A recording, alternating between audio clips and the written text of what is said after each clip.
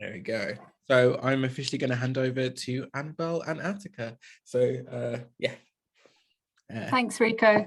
Can I just check as well, Rico, will you keep an eye on the chat for questions? I will. So we've got time for a Q&A at the end, and what I think I'll do is wait for questions once we finish the slides. Yeah. I'm going to start off, give you a bit of background to UK Global Screen Fund and our business development strand, and then I'm going to hand over to Attica, who's going to talk more about our co-production strand. But yeah, if you do have questions, please put them in the chat, and also please forgive our slightly corporate PowerPoint. There's a lot of information to get through, so hopefully this is the best way. So everybody see we're looking at the right screen, we're not looking at my emails? Yes, we are looking at the right. Good. So we are the UK Global Screen Fund, as it says there. We are a fairly new fund. So today is the last day of our pilot year, but we have now been extended for 3 more years. So from tomorrow, we move into our post-pilot phase, which is very exciting. We're a £7 million a year fund, specifically designed to boost international development and distribution opportunities for UK's independent screen sector.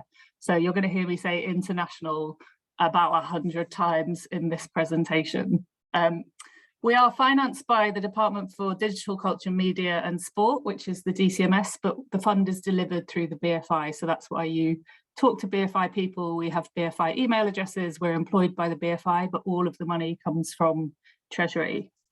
And we do lots of things with this fund. We support international business development, co-production and promotion and distribution of UK films. I'll go on to a bit more about that in the next slides, but that is a mix of both funding and direct activity. We support companies all across the UK screen value chain, so that's film, TV, animation and games. We're industry-led, so in our pilot year we had a fantastic group of about 35 people drawn from all of these different sectors and industry bodies who consulted with us to help us try to make sure we got our funding programs right, and that they were doing what they needed to do, and that they were serving the needs of the different sectors that we were working with. Like I've just said, the funding has just been confirmed for another 3 years. And this last point is really important to be clear about. So even though we are in the BFI, our funding objectives are really different to the Film Fund. So where the Film Fund has quite cultural objectives and is concerned with talent development, we have a real economic drive. We're about commercial growth, and that's commercial growth through an international lens. So when you're thinking about what project you need support for, there's quite a clear distinction between whether you are trying to make more money and you want to explore new territories, then you would talk to GSF, or if you're looking for early stage development, or it's about the creative process or telling a story that is underseen or has cultural relevance. I mean, we work in film, so these things always cross over, but I just try to make that distinction. So like I said, our main aims are to grow the revenue and sustainability of UK independent screen businesses, and to do that by supporting their international activity. We absolutely want to help people develop international partnerships, and thereby to develop projects with international appeal where there's mutual benefit for both of those international partners. And we want to increase the reach of UK screen content to international audiences. So there's a funding strand that I'm not going to go into detail about here in this presentation, but we support export of UK films. So we support sales agents to take films to international markets and to work with international distributors so that we're getting our work out on a global stage. And the picture here is from Ali and Ava, which was one of the first awards that we gave a sales agent support to do that with. So how do we deliver our aims? Through various different interventions. The most interesting to people is usually funding. So we have 3 strands for distribution, co-production and business development. We also have a consumer-facing campaign called Screen UK, and that launched fully last week. So it's an amazing catalogue of UK film, TV, games content, links to find where to watch it or where to buy it if it's a game, and editorial about the Britishness of certain shows. And this is all underpinned by research that we did in our pilot year.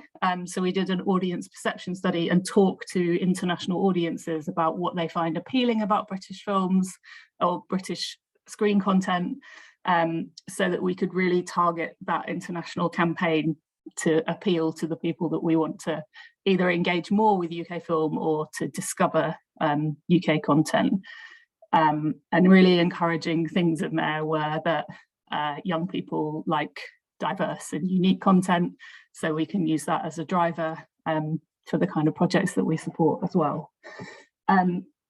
We did some research into a data platform. I don't know how much it will have been discussed in the last couple of days, but one of the things we hear from producers all the time is that there's a big black box of like Netflix data, Amazon data, streamers owning a lot of information that producers don't have access to anymore. So box office is quite a blunt tool, always was. Now there's a whole lot of other information that isn't available to people. So we've been looking at how we could make some of that industry research accessible. This is taking a while to get right. So we've done pilot research in the pilot year. We're not going to be launching a fully functional data platform for a while, but it's still something that we are working on behind the scenes. And then we also do training and events, which Attica can talk about later. So this is our team. We're quite small. There's 8 of us. We're led by Denitsa Jordanova, who comes from a TV background, which is great because we're not just a film fund, and that helps us get over our biases. Then you have me, I'm the project manager. You have my cat in that picture. She's actually just squeaking at me right now. So if she Zoom bombs this call, I'm really sorry. Along the top line, we then have Christine Howard, who is our business affairs exec, and she came to us from Doc Society.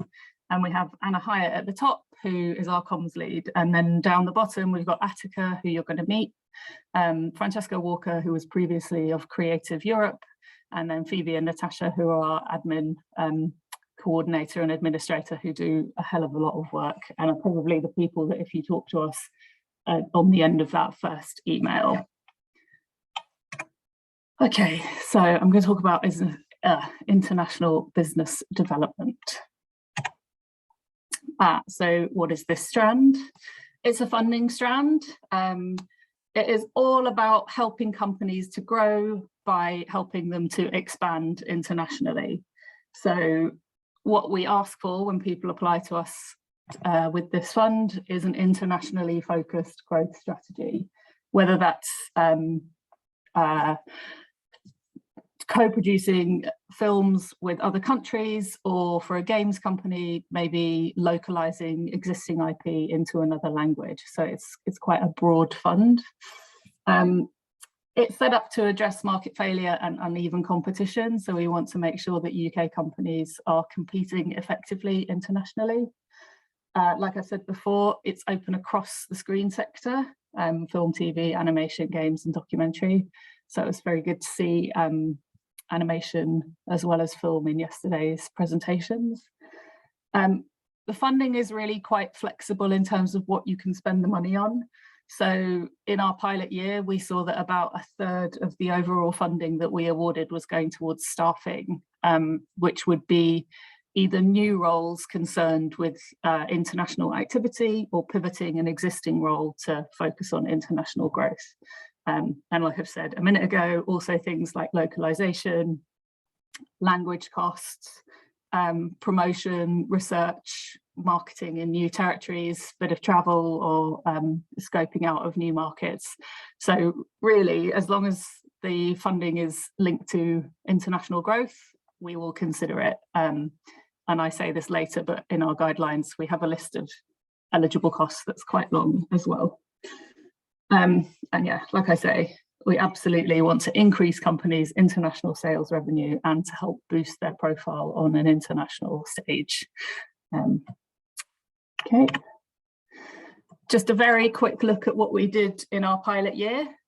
We awarded just over £2 million worth of funding to 30 companies. Our grants range from 50,000 to 120,000. People were able to apply for up to 200,000, but in our pilot year, we were extremely heavily oversubscribed, and we took a decision to reduce some of the top level awards to a lower amount so that we could support more people.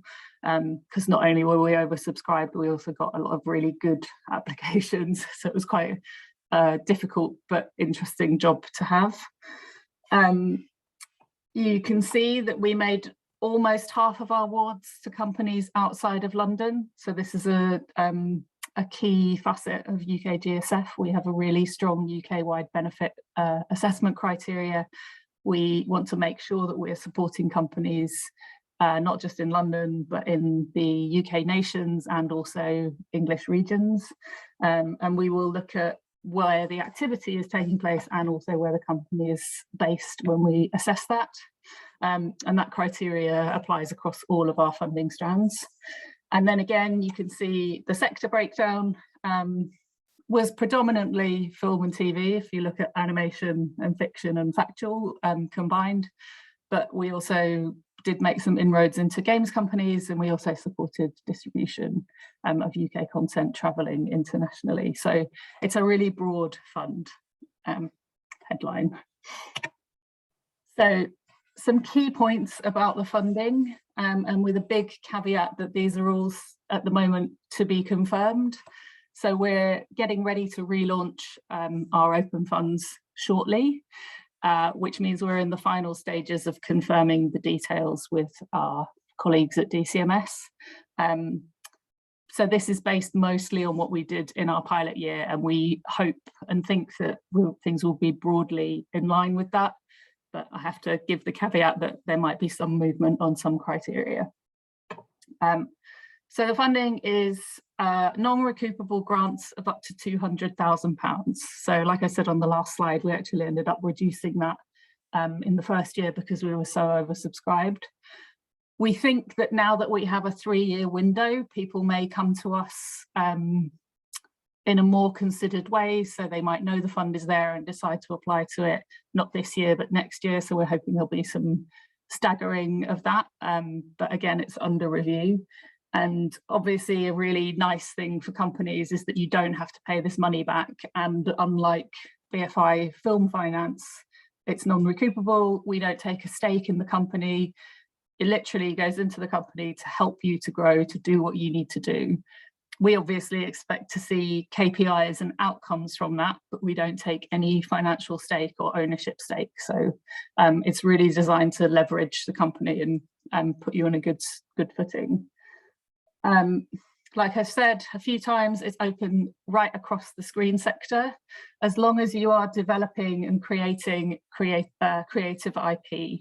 So this isn't funding for a craft services outfit or somebody who's making graphics but not owning the IP or the kind of developing the ideas behind the project.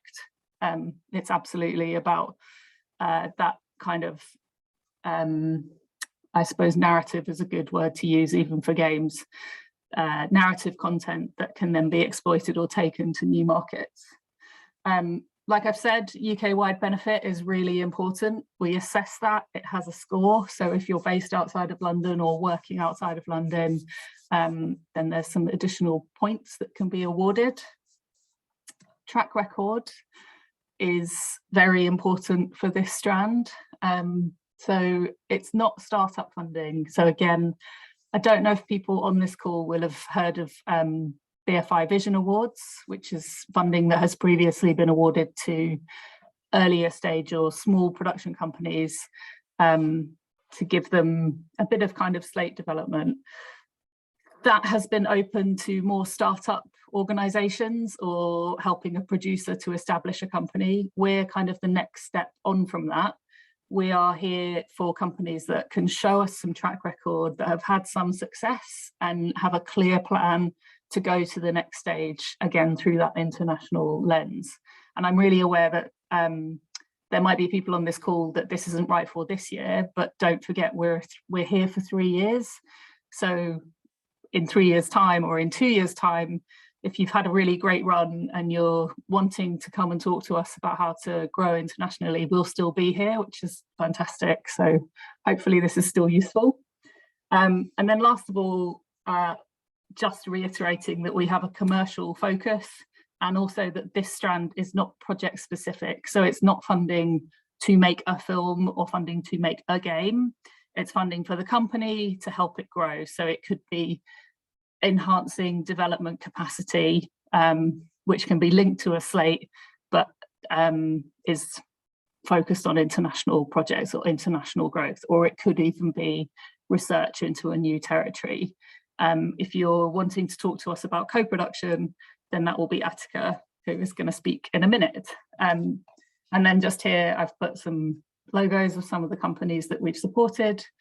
Nice to have Bohemia, because I know Delphine spoke yesterday, so we're supporting them. Also 3 Tables and Ida Rose, who are 2 diverse-led companies that are developing diverse content and really capitalising on the relationships that they have. So Ida Rose, for example, we've also supported in our co-production strand to develop a co-production with South Africa. So that's great. And then 3 Tables have a principal of the company who has really great links to kind of emerging Asian markets. And so they're able to exploit that. And actually Synchronicity here have Australian links, and Ink Factory are developing works in India in Indigenous language. So lots of really exciting projects to use as examples. Eligibility, again, I've got my big caveat here that this is under review. So do wait for the actual guidelines to take as guidance. But generally, the company needs to be UK based and independently owned. In our pilot year, we specified that as not more than 25% ownership share of the company by a third party that was a large company. Like I've said previously, you need to be engaged in development, acquisition, or exploitation of your own creative IP. And then we had track record and turnover requirements in our pilot year that we're looking at. So we will have track record and turnover requirements going forward, but we're just looking at whether we can simplify those a bit and make them a bit more fit for purpose, because it was quite a blunt distinction that we used in our pilot year. And then the application, just another reminder, it has to be a 3-year growth strategy for the company with an international focus. So not project development, not startup funding, not UK based. We're all about international growth, for company growth and not individual development. And then, like I've said, when we publish our full guidelines, we will list eligible and ineligible costs, and we'll also have any funding thresholds in there as well. So this is kind of a bit of a preview to say this is coming. Sorry, there's lots of caveats, but we're here for 3 years and we are excited to work with you. And I think I'm going to now hand over to Attica. Hello everyone, my name is Attica. I manage the international co-production strand of the UK Global Screen Fund, and I think we can go to the next slide. So why we support international co-productions, we want to increase the number of co-productions that the UK is currently having. So we want to increase international partnerships. We will also want to increase relationships with new territories, but also increase the reciprocity. Mainly also we would like UK producers to increase their skills in co-productions and international relations, and also increase the revenues that come in for the UK producer. Next slide. So the type of projects, so as Annabelle already mentioned, there's a distinction with the film fund. The type of project we will support, we will not make an editorial assessment, but we will look more at the commercial or the audience potential of the projects. So in the assessment, you will see that international growth and finance is scored very highly when the guidelines will be out. And we will look at so the audience potential. So whether, for example, there's a sales agent attached, or there's any pre-sales, or whether you're collaborating with territories that you haven't collaborated before. So we will look at all the international distribution and the revenue potential, new markets, reciprocity, as I mentioned. And we will also look at track record of both the UK producer and the international co-producer. For the UK producer, we require just one lead production credit with UK or international distribution.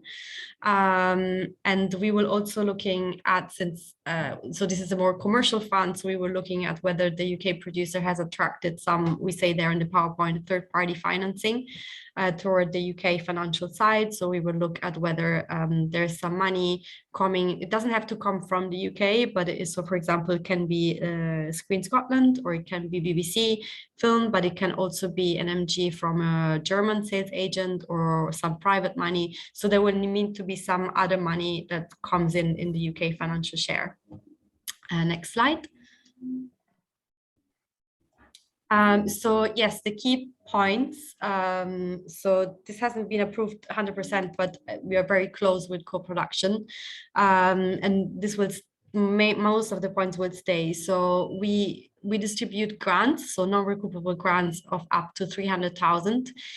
Similarly to the business development strand, so we were highly oversubscribed for this strand, so we weren't able to give the full amounts, but we were able to award a bit more projects. We funded 11 projects, but we gave, I think the maximum amount was 225,000. We don't know what the situation will be in the next round, but so we can give up to 300,000. The projects can be in any language, so it doesn't have to be English. We support both official and unofficial co-productions. So official means it's either under the 12 bilateral treaties, the European Convention, or unofficial co-productions is the case when you are going via the cultural test. As I mentioned, producers will need to have at least one credit with commercial distribution or broadcast in the UK or internationally. We can consider first-time directors, but we will look at track record. We require the projects to commence within 6 months of the deadline of the fund. And since we also support documentaries, for documentaries we will not have a production commencement date, but we will have a completion date that will have to happen within 18 months. And sorry, the main thing also what we support is minority feature films, fiction, animation and documentary, and majority and minority TV projects, but only animation and documentary. Next slide. So yes, as we said, so the UK producer will need to have a distribution credit. First-time directors are fine, but we will look at track record. Same with business development. We will look at the UK production company that will have 25% will not have to be owned by a large company, broadcaster, or a non-UK company. We will also require co-production agreement once if the project is successful. And when for the application, you will need, obviously there's application forms where we will ask you about your international growth, your international strategy, your audience potential of the projects, and so on. We will also look at this. We will not read the script in an editorial way, but we will more assess the audience potential. We will also ask you for a finance plan. So how much money have you attracted on the UK side, but also on the other co-producers country side. We will look at the split budget. So how is the finance distributed along, I don't know, for example, a French or a South African co-production, but also how you intend to use the UK Global Screen Fund money. So we will only fund the UK elements of the co-productions, obviously. And so we will ask you to lay it out in the split budget. And then, yes, if you have any LOIs, they're not compulsory, but we would like to see any LOIs for cast or anything else. Yeah, next slide. The barriers for entry for this strand are that 60% of the finance will need to be in place, excluding the UK tax relief. We can only fund the UK elements, so it can be either inside or outside the UK. So we don't have a territorial requirement spent.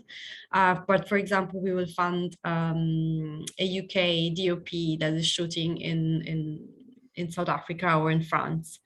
We cannot fund more than 50% of the UK financial share. And as I mentioned earlier, we require the UK producer to have attracted some other type of finance on the UK financial side. So this can be private finance or other public money. It cannot be BFI production money, so that is not compatible, or BFI Doc Society production money. It's not compatible, but it's fine if you had development funding from those BFI strands. We also require the project to be British qualifying, either under the treaties, the European Convention, or the cultural test. For TV, we only support animation and documentaries, and we also support majority and minority TV projects.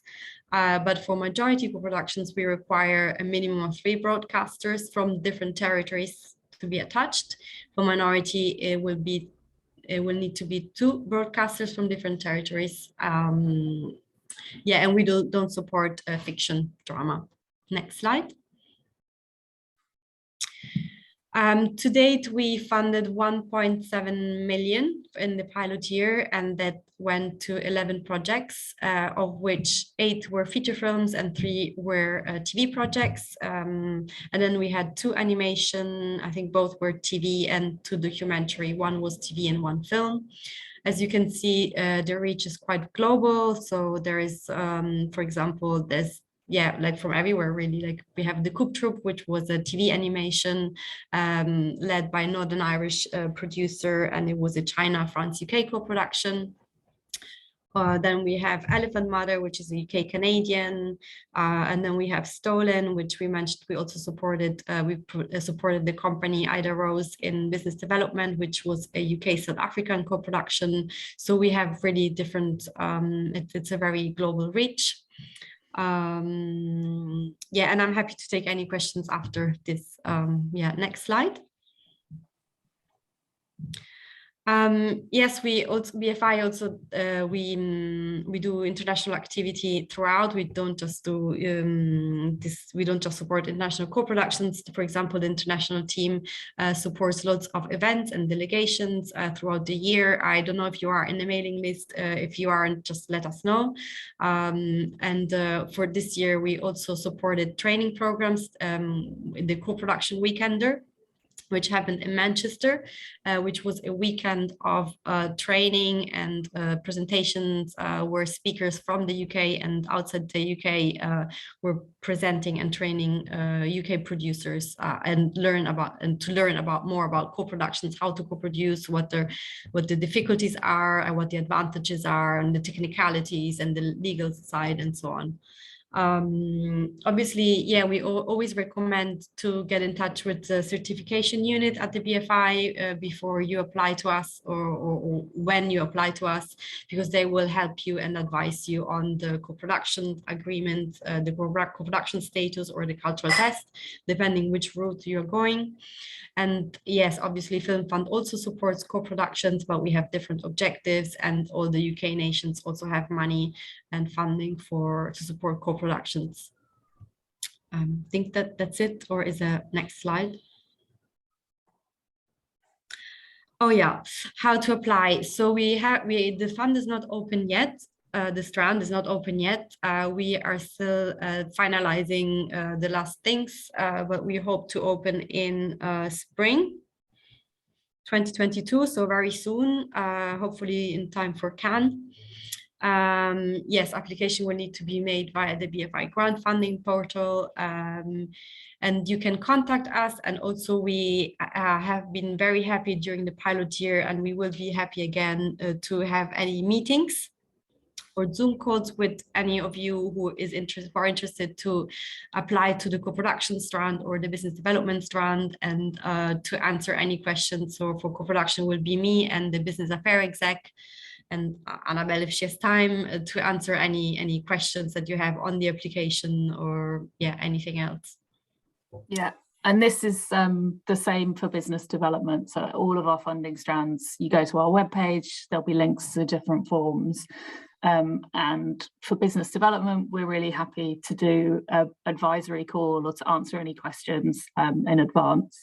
We're also hoping that our applications will be open for longer now that we have a longer time frame, and also because the business development applications in particular are quite complicated. So we appreciate that people have a lot of questions about them, which is why we offer the calls, and why we want to make sure that we publish the information early so that people can review it and then come back to us and say, have I understood this right? What's important here? Please explain. We're really happy to do that. Like it says on the final point of the slide, is what we can't do is pre-read or review a full application before it's submitted, and that's literally a capacity thing. You saw on the slide earlier that there's 8 of us in total, and I think we had something over 200, it might even be over 250 applications in our pilot year, and that's the ones that were submitted that we have to read. We have to read every single formal application that's made to us, and we just can't read another 250 speculative applications that might be submitted or might not. But we really want to help, and I know it was brought up yesterday that guidelines and forms can be quite taxing emotionally, in terms of resources and the time that you have, not knowing if it's right for you, and that's why we want to really push that we are here. If you email that UK Global Screen Fund email address, it goes to everybody in the team. It's not just going into a black hole. We're there, and yeah, if you get in touch with us, hopefully with enough time, so not the day before the deadline, then we're usually able to do a call and try and give you some advice or give you a bit of a steer on what support is right for you, or either if we're not right, then try and put you in touch with somebody or steer you in a different direction. So there's a bureaucratic process because it's public money, but we want to help you work around that as much as possible. And then I think we're just into Q&A, so I might stop sharing my screen and go to the chat if I can figure out. There we go. So the first question we've got in the chat is it possible to access the audience perception study? That is not publicly available yet. We did put I think we have a summary or a highlight PDF on our webpage. Let me take this away and find out. The other thing I know is that we are planning to do a webinar like this with our research team. So we know that this is information that's really interesting to people, and there's been some other country by country specific research done. That was actually going to happen today at the same time as this session, and thankfully it was rescheduled. So once I actually have the date for that, I'll share it with Priscilla, and then she can hopefully get that out to you. Let me write that down. Share audience perception. Yeah, hopefully that's answered that question. The eligibility criteria for the fund seems geared towards mid to high budget projects, whilst it claims to enable a global reach for UK co-productions. It feels as if projects and companies linked with African and Caribbean territories that traditionally struggle for finance will be excluded. So we don't have any budget caps, or we don't have any budget requirements, so you can apply with any budget. And we actually, so I think we had like quite a variety. It depends what you say, what is a low budget, but we had quite a variety of lower budgets to higher, well, high budget. And actually the South African project was quite lower budget, yes. So, but I mean, that's good to hear, so thank you for the feedback. But yeah, I think what do you mean? Can I maybe understand a bit more? Why do you mean Is it because of the 60% in finance that needs to be in place and the getting the finance together? Probably, yeah. No, we understand that we are a bit of a lower risk fund. Yeah. But it's also because, I mean, the UK Global Screen Fund is from DCMS, so it's from our government, and so it's public funding, so it needs to be low risk because of that reason, as I understand it. Yeah, no, that's right. Yeah. Yeah, it's about stimulating or encouraging international collaboration, because we're at an early stage. We're doing what can have the quickest results to then make a case for future funding or expansion of funding. It's quite a pragmatic decision to say, what are the projects that need a helping hand to get them over the line, or that will help a UK producer to go out internationally and say, I can come on board your project as a minority producer, rather than a much earlier stage development process, which would need to have a really much longer time frame and probably deeper pockets than we have as well, to be honest. Is there any, sorry, is there any space for a like in a BFI network and UK Global Screen Fund collaboration where it is about co-production with developing filmmakers and automatically kind of like gearing perspectives into that realm at a very early stage, rather than having people be established and then to start talking about co-production? I think, to be honest, in the next 3 years, I think our funding strands are going to be fairly firmly set by DCMS, but we want to do things like the CoPro Weekender, which is about equipping people who have, I think it's 1 feature credit for CoPro Weekender and are ready to come on board as a co-producer. I think there is potential for us to talk to network. I mean, we love going. Attica and I are a double act. We do this talk multiple times. We're passionate about international collaboration, so the more we can do to spread the word, the better. I just wanted to go back to the high budget comment as well. I think we do have a cap of 10 million on our CoPro strand, or we did in our pilot year, as the highest budget that we would support, or have I confused myself with? You mean what we don't have a cap in the guidelines, no. Oh, okay. I thought that we went up to 10 million, but we didn't have a minimum threshold. And so in the pilot year, we've supported things.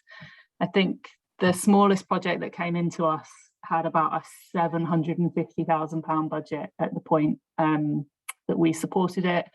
And I think we've gone up to about 6 million. 5 million, yeah. So there's quite a range. And then because people come to us with 60% of finance, a really nice thing we've seen happen is that once our funding was confirmed, they unlocked more funding, which is great for us and great for them. So hopefully another benefit. Another question we've got is, what was the turnover requirement for the UK Global Screen Fund last year? So yeah, it's quite complicated. So there's a general requirement from Treasury, who are our funder. So I should have distinguished another difference from us with the Film Fund is that Film Fund money is national lottery money, which is good causes money. So it often follows a kind of charitable endeavour and is a bit softer than our money, which is from the Treasury, aka the taxpayer. And so there is a rule generally that the amount of subsidy that we put into a project shouldn't be above 25%. If it does go up to 50%, we have to make a really strong case for that. And because our smallest grant in our business development strand was £50,000, that meant that over 3 years, the company would need to turn over £150,000 to be within that threshold. So they would need to, over 3 years, have a combined turnover of £200,000, including our funding. This is why this is under review, because there needs to be a simpler way of specifying this. We're still keeping us under that requirement from government, but making it easier for people who are applying to understand. Yeah. Thank you for sharing. For production companies not quite ready for this fund, what are some of the funds available for them to get ready for this new one, like say in a couple of years? Is there any like support for people that are getting ready to start thinking about co-production, but aren't quite there yet and want to kind of like cut their teeth? You mean production funding? I think Network and BFI Film Fund would be the first route to go, or shore donations also. Yeah. Would they? And, yeah. Would those funds fund co-production if there was a case for it? Network, I am not sure. The film fund, yes, but that said, yeah, you're right. I don't think they fund yet. Yeah. I think Network probably, but we will need to. I'm not sure, to be honest. Yeah, I don't know. So do you mean? I mean, we will fund first-time feature film directors that never have co-produced, but yes, we will require at least one production credit. So if it's your first co-production, yeah, probably. I don't think actually the film fund. So I think you do require some experience though to do your first co-production. So like you do your like production and then you'd go into co-production, but you'd have to have a really good background in production more generally. Yeah. So say that yeah, I mean I think so. I mean, if you have a really good project, I've heard of projects that were co-production shorts, and there was the first project for I think actually Emily Morgan once, and there is loads of labs that happen internationally, like the Les Arcs lab or Cinemart or so. I think they do accept first-time filmmakers and directors and producers. So I think those international labs are really strong. Yeah. And to clarify, our producer requirement, you don't have to have made a co-production before you come to us, but you need to have a broadcast or theatrical credit for a UK production. And then if you've never co-produced before and you came saying, oh, I'm going to do a 4-country co-production for £5 million, then we might say, well, how risky is this project? Is this person got the right support, or who are the co-producing partners? So there's never a completely straightforward answer to that. It's trying to be pragmatic. And just to clarify, the 3 years of funding, it's from financial year, so it's April this year. Yeah. So it's 2022, 2023, and 2024. Yeah. Awesome. Yeah. There's a comment in the chat that's like, why doesn't BFI have a co-production treaty with Nigeria yet? I know that Neil is out in Nigeria at the moment developing a relationship. So yeah, but yeah, why don't they have a co-production treaty with Nigeria yet? I think it takes a very long time. I think that work is underway. You'd have to talk to our international department. Yeah. But they're complicated. I think, as you said, there's discussions, and Neil is in Nigeria now, I think, no? Yeah, he is. Yeah. So it's just a process. And it seems sorry. I told you it would happen. She's here. I'm sorry. This doesn't happen in Picture House. So G-Day asks, for animated TV shows, do you support applications that don't already have a broadcaster attached, or would you work with an animation project at an earlier stage? No, if it's TV, I think we do require, if it's a majority, we require 3 broadcasters from different territories. And if it's a minority, just 2 broadcasters from different territories. That's just like a barrier of entry. I've got a question here from someone just named iPhone. I just want to clarify if by music projects, do you mean music or do you mean films revolving around music? So like film docs, because the question is, would you consider covering film projects in the future? Are those music docs in the future, or is it like, are you talking about little tracks or albums? Yeah, because we would support musicals or documentaries about music, definitely, but we wouldn't support videos, the albums, no. Cool. Nope. And are all countries in the world eligible as co-production partners? Yes. Yeah. Including countries that are politically unstable. I think there might surely be discussions, and we will look at the finance plans, basically. but yeah, it will depend on country by country. Yeah. There's a BFI statement at the moment regarding collaboration with Russia, for example, and at the moment I think we've ceased any kind of collaborative project that has state involvement because of what is happening with the regime there. But these are things that are always under review and quite delicate as well. So yes, we do take that into account, but in terms of the guidelines, any country is open to co-produce with, whether there's a treaty or not at the moment.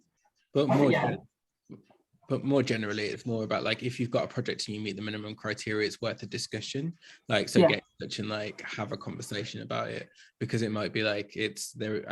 I feel like with my BFI hat on, there are no hard and fast rules with this. It's like there is the eligibility criteria, but actually the projects speak for themselves, and it's on a like more bespoke basis, and it's something that needs to be like looked at individually rather than set as a standard. Yeah. I am sorry about my cat, by the way. It's okay. Comedy moment. So we are going to wrap up unless anyone's got any last minute questions, because we're going to take a 10-minute break before the next session. But in the meantime, I just want to thank Annabelle and Attica for coming to the second day of the New Black Film Collective's Expo. Thank you for having us. Thank you so much, and do get in touch with us, please. Yes. Yeah. By email or Zoom, like do you anything. want to drop your emails in the chat before you disappear? I'm just doing it. Yeah, I've just managed to send it to someone directly by accident. So sorry about that. The gremlins are here. The cat is here. They are. It's been a day like that, to be fair. My god, yeah, and I've spelt BFI incorrectly, but hopefully you can work it out. I'll do it one more time, and actually stop. See, this is what happens when you stop panicking. And it looks like your cat's interrogating you at the same time. I know.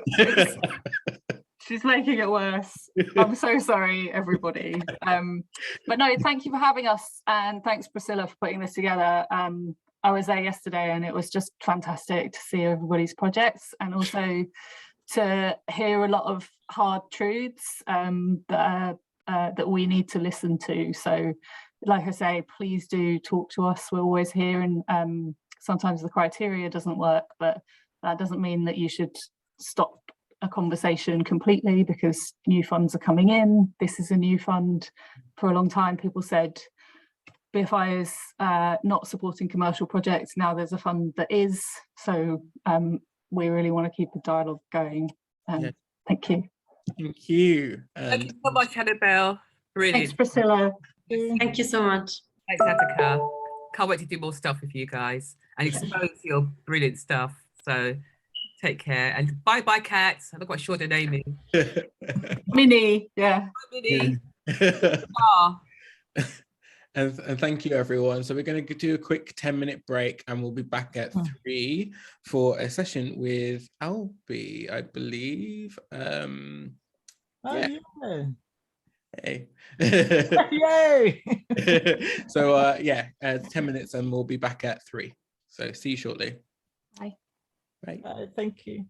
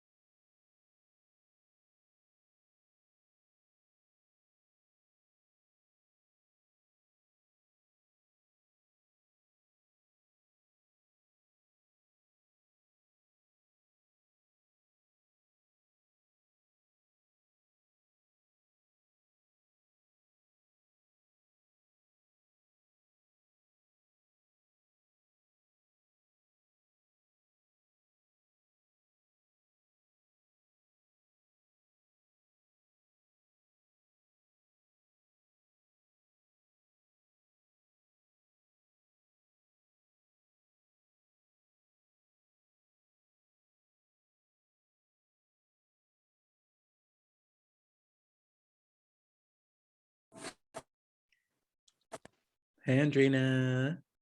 Hiya. Hey. Oh God.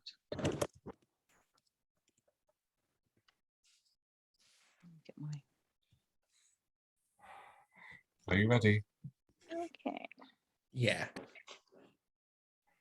Hi, everyone. I'm here, so what do I do? Yes, so I will just so I know, are you sharing screen? Are you sharing anything with us today?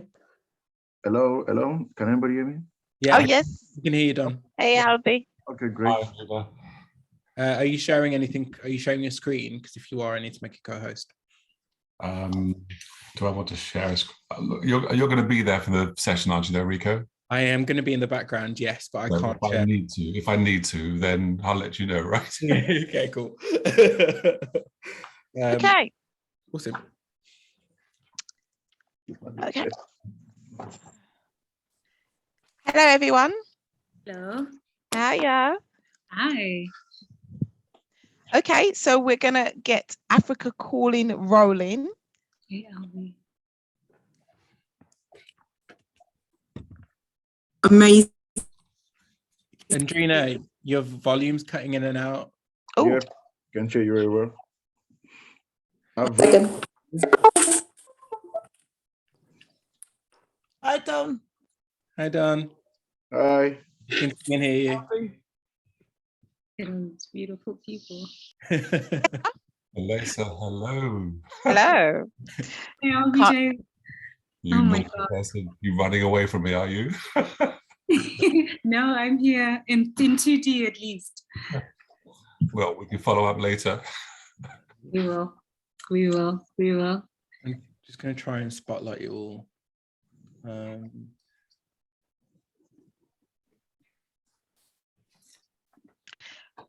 Okay. Should we get started?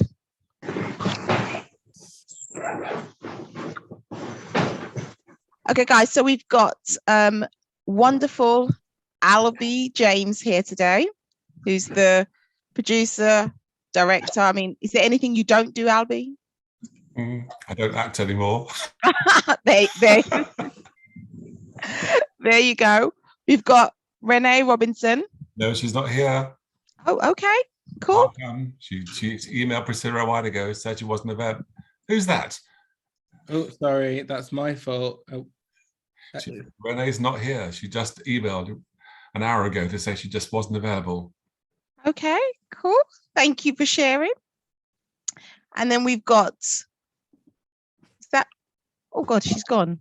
right. Was Wenja part of this session? Awesome. Yes. Cool. I'll spotlight her. There you go. Excellent. So we've got Wanja from, have I said the name right? Yeah.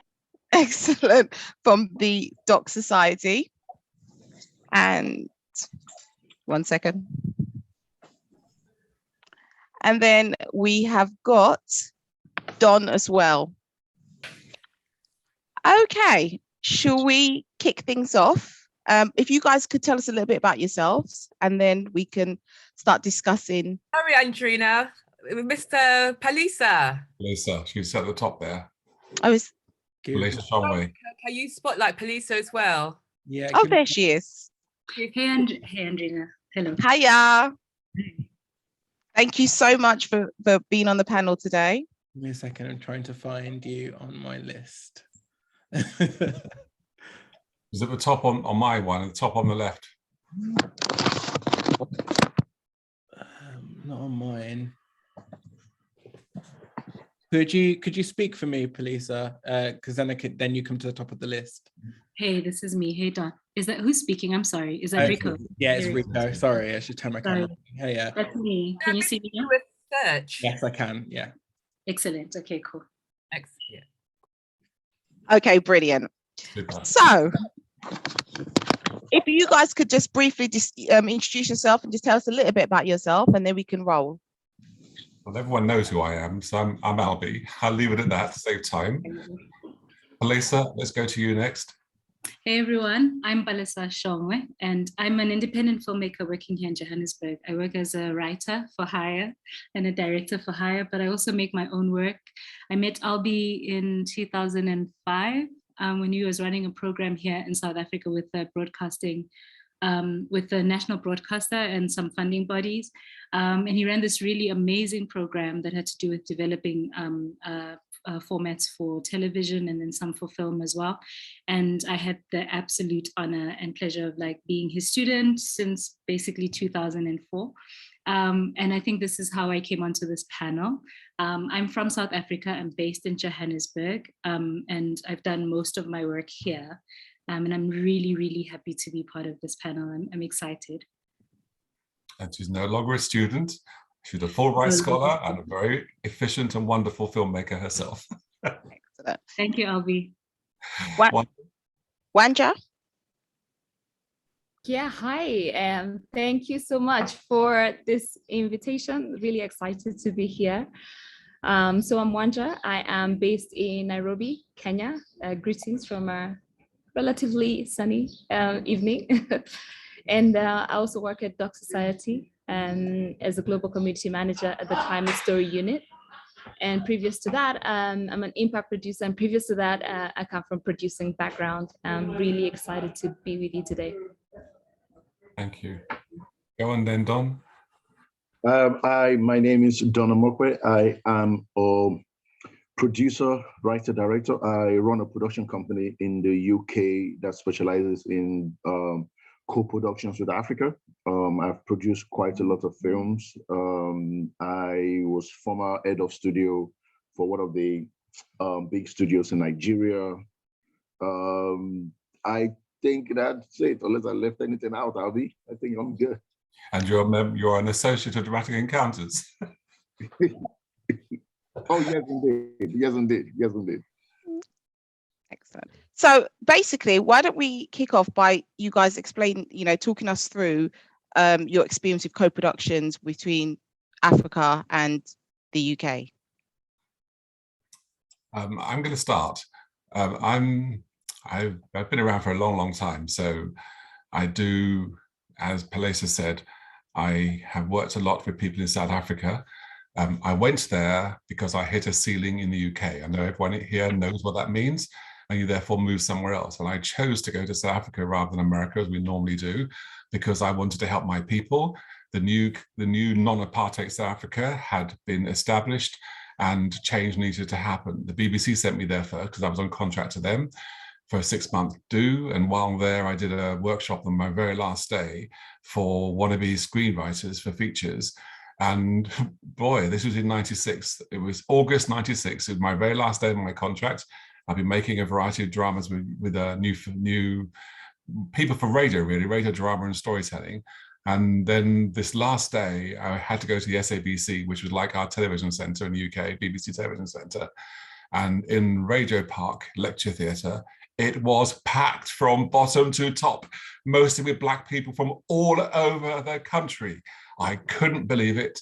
It meant that the person responsible for TV training grabbed me when I went to go off to a studio to look at one of my directors to say, you had to come back. And that's what established me long-term working in South Africa, because I went back to help the transformation process out of apartheid into a non-racial society. And I also knew that being British, growing up and born in Britain, that we who were not enslaved, we still have relationships with people from our host countries as well as the original countries where we came from. And I wanted to be sure that we had that. And being that South Africa had a very strong relationship with the UK, it also had the SABC model on the BBC. I felt that outside America, it was the country closest to being able to produce filmmakers to the quality and standards that people here would want to work with in co-production. So that's why I've done over several years the work I have done within the SABC to transform it to the standards of the international market, which has been achieved. The commissioning process, the kind of products we put on the screen. In fact, I'm now going to ask you, Rico, to let me share the screen, because I'm going to show you an excerpt from one of those projects we first produced. This is Izingane Zobaba, episode 1. So if you give me co-host, I'll show you that. Rico, you there? Yep, you should be co-host. Thank you. So give me a minute and I'll show you the beginning of this particular series.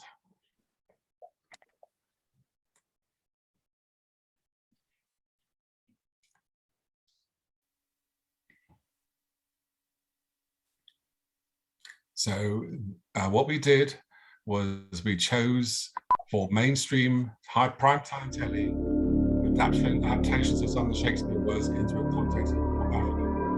And this is one based on King Lear, transposed to Africa.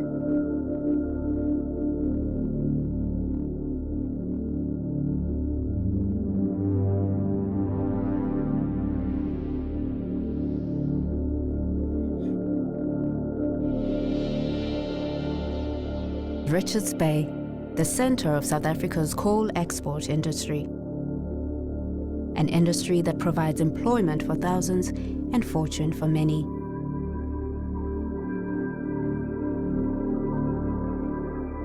Tonight, we show you that success can come with a heavy price. This is Gwazi Nkosi, the CEO of one of the most successful Black-owned companies in the country. By all accounts, Nkosi is universally loved and respected by colleagues, employees, and his 3 daughters. So how then did this lead to this?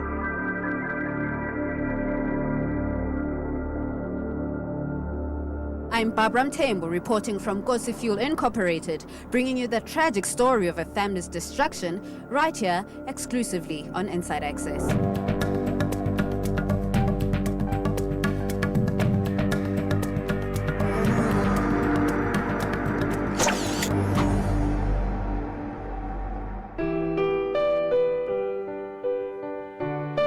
From humble beginnings, collecting loose coal and selling it to the local community, Gwazi Nkosi was soon able to buy his own consignments of coal. Supported by the financial flair of his best friend and business partner, Robert Luthuli, their drive for success led to the start of the Nkosi Coal Distribution Empire. An empire the men would one day hand over to their children.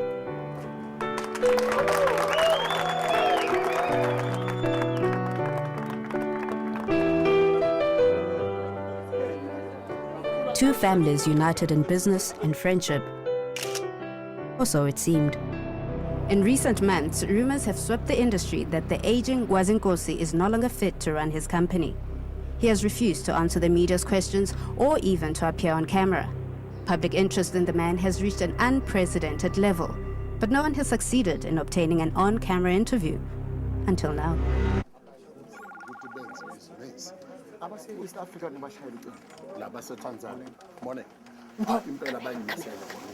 Mr. Nkosi, ngathula ithuba. Singakusiza ntombazana. Isikhashana nje ngikhulume nobaba Nkosi. Ubaba Nkosi ubhizi. Bengicabanga ukuthi ubani wena? Ubaba Mthembu, Inside Access. Kuyofuna kwenze appointment. Akuzothatha isikhathi. Ngabe kunenkinga? Khona into la ngicabanga ukuthi uzofuna ukuyibona. Nkosi will never forgive me if I tell all of his childhood secrets. It gives me enormous pleasure to introduce a man that's an inspiration to everyone that's in this room. And that's my friend, Gwazi Nkosi.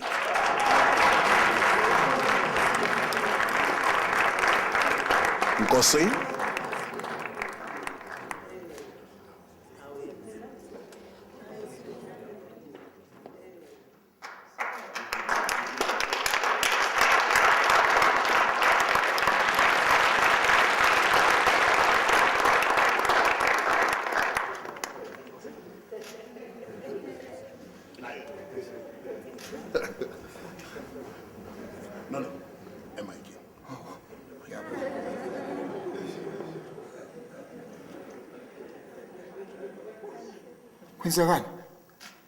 Why do you laugh? Luthuli. Luthuli. Nkosi. Yini le? Lo akuyona into ebengifuna.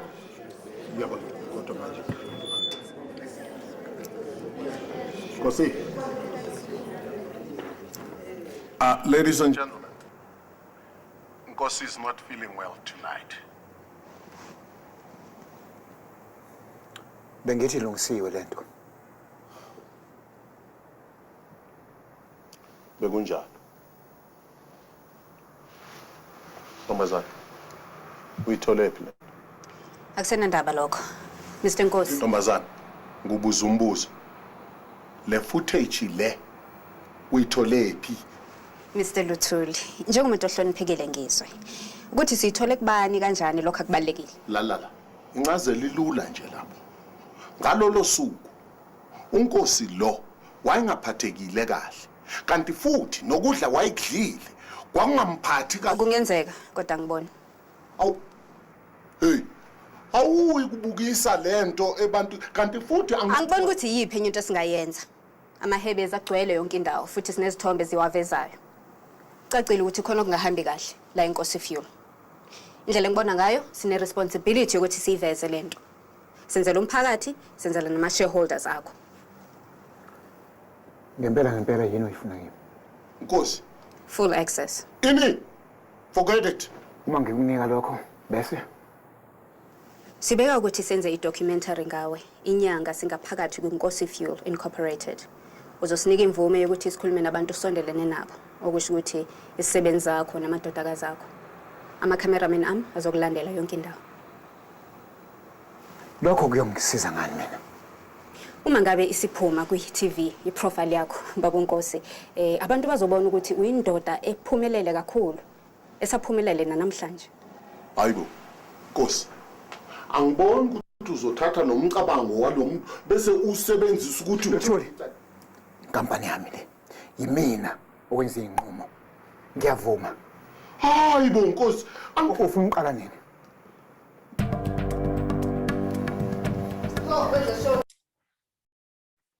Hi. Thank you. So I offer that as an example, an intro really, as to one level of adaptation for work that works in co-production. The other level is the totally original work. So we chose for the very first season of this new orientation of SABC, South African Broadcasting Corporation. As I said, 9 o'clock primetime television on the main channel. You have to make sure what you put on the channel is going to attract the commercials.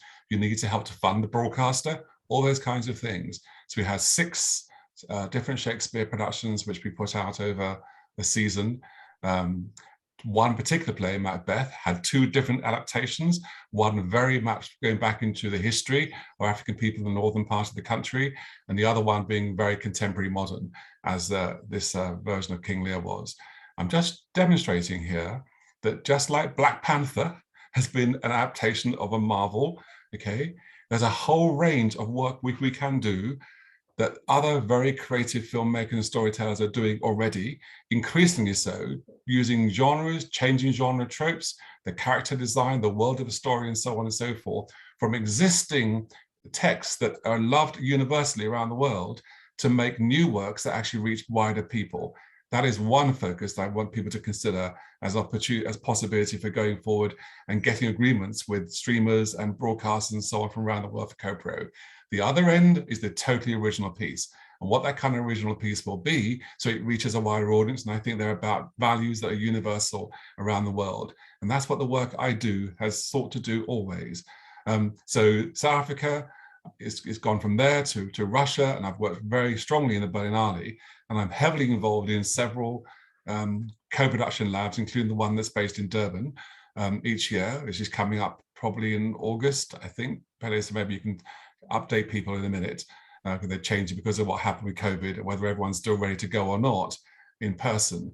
But these co-production labs are really, really valuable for helping us to identify co-production partners with whom one works. So that's what I'll start with. We'll go into more detail a bit later on, I'm sure, as we go on. Okay. Don? Wow.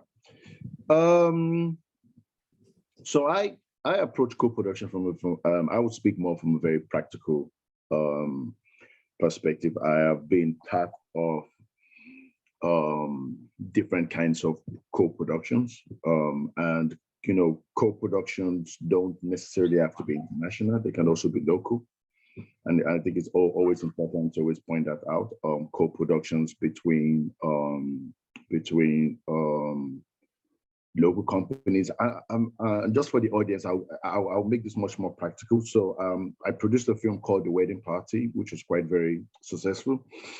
That was a co-production between 4 local production companies in Nigeria. So 4 production companies came together to produce one film.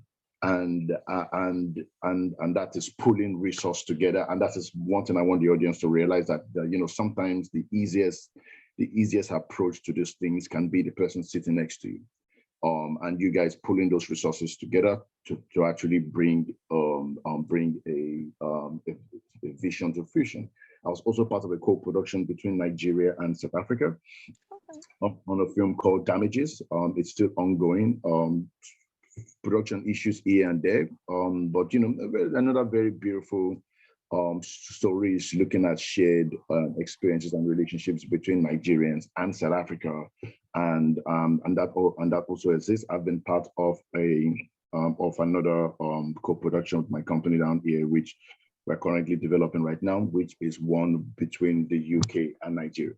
So there are so many options available to you on the way you approach co-productions.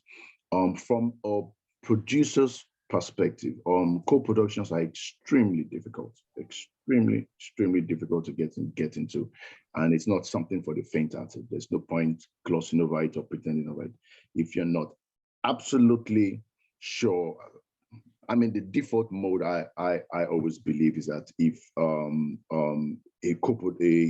international co-production should be the last resort, and it should be and the merit, it should be driven by the merit itself. You should understand really what are you getting into. To make it more practical, an international co-production is literally picking an international wife or an international husband, and that comes with a lot of ups and downs. You really have to know that if you get in bed with the wrong person, you guys are stuck together for a very long time. So whilst it's easy for us as producers to always want to focus on the glossy bits, for international co-productions, you need to focus on the basis. Who is this person that I am co-producing with, or organization? More importantly, what is their motivation? Like what is motivating them to want to be part of this project? What do I want to get out of this project? More importantly, when you're dealing with, and co-productions don't always have to be public money. You could also have private money. And in terms of these co-productions themselves, now, if you're dealing with public money, then there are lots of cultural tests and what have you. I'll give you a very good example on the co-production with South Africa. South Africa's system is not dissimilar to the system in the UK here in terms of funding bodies. I wouldn't be surprised if it's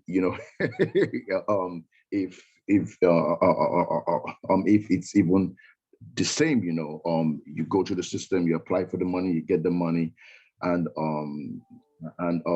certain the average budget in South Africa will probably be about, and I stand to be corrected, I think, let's say $250,000 US, going upwards as much. And then in somewhere like Nigeria, where co-production, where productions are far more cheaper. So when you're trying to do a co-production between Nigeria and South Africa, for instance, Nigeria doesn't have institutionalized funding like South Africa does. So what you're dealing with is private money. So this is now a co-production between private money in Nigeria with public money in South Africa. Now, let me simplify that. This is basically saying you don't have to put your mom's kidney on the line in South Africa for the money you're collecting. But in Nigeria, you literally have to do that because it's somebody private giving you money. So that automatically sets a very imbalance on the motivations between both producers and themselves. For the producer in Nigeria, there is no room for any overruns in that production because budget is really fixed. Your investor is not going to give you extra money. More importantly, this project has to be successful. Now, as we all know in film, there's so many things outside of your control in film, which could either increase your budget or delay things or whatnot. The Nigerian producer doesn't really have that flexibility. The South African producer has that flexibility because of the strong institutions that South Africa has around the films. So then that now becomes some kind of a challenge. Also, the cultural test. Now, if you're using private money, you don't really have much of a cultural test where how the money is going to be spent, where it's going to be spent, what's the view. But in South Africa, there are lots of rules and structures and guidelines around that money. So suddenly now you're dealing with two very serious imbalances. Now, hang on, let me just say that if you work on the treaty, you have no choice but to go to the cultural test. Right, so that's important to say. So the public funding tends to have either, well, with most countries is the treaty. We don't have one in Nigeria for now. I heard someone ask why isn't there. We'll come back to that later on. Okay, but if you work, most productions that the UK does, co-productions that UK producers do, are actually done outside co-production treaties. By the way, that doesn't mean to say we can't use treaties. It's because of we have the tax incentive that really Don was talking about. The tax incentive is actually better for the UK producer, and it actually means that the disadvantage, especially where African, Caribbean, and others who have exchange rates that are not as strong as the UK versus South Africa or whatever, it tends to mean that we're the ones who own the IP because we're putting in most of the money, and that's why people like me try to persuade countries in different African countries to support their filmmakers better so they can actually own in the co-production, own the IP, be the majority producer rather than the opposite. But do carry on, Don. Okay, yeah, thank you. And but you know, for why I'm saying all this is for one reason. You cannot get into a co-production without developing an extreme sense of patience. And that patience has to come because every different producers, your partner is working within different constraints, you're working within different constraints, and it's always important to have a lot of time. You know, if it takes you an average of a year to work on your production, double it. You know, double it, because and also every question is just like when you're marrying a woman or you're marrying a man. You know, it's you have to find out every single thing. You know, what's their history? Why do they want to do this project?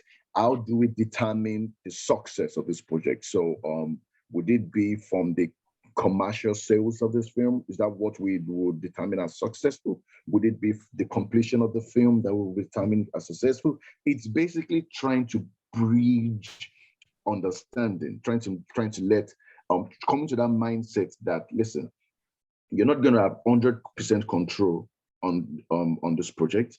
There are going to be lots of influences that will pull you in different directions.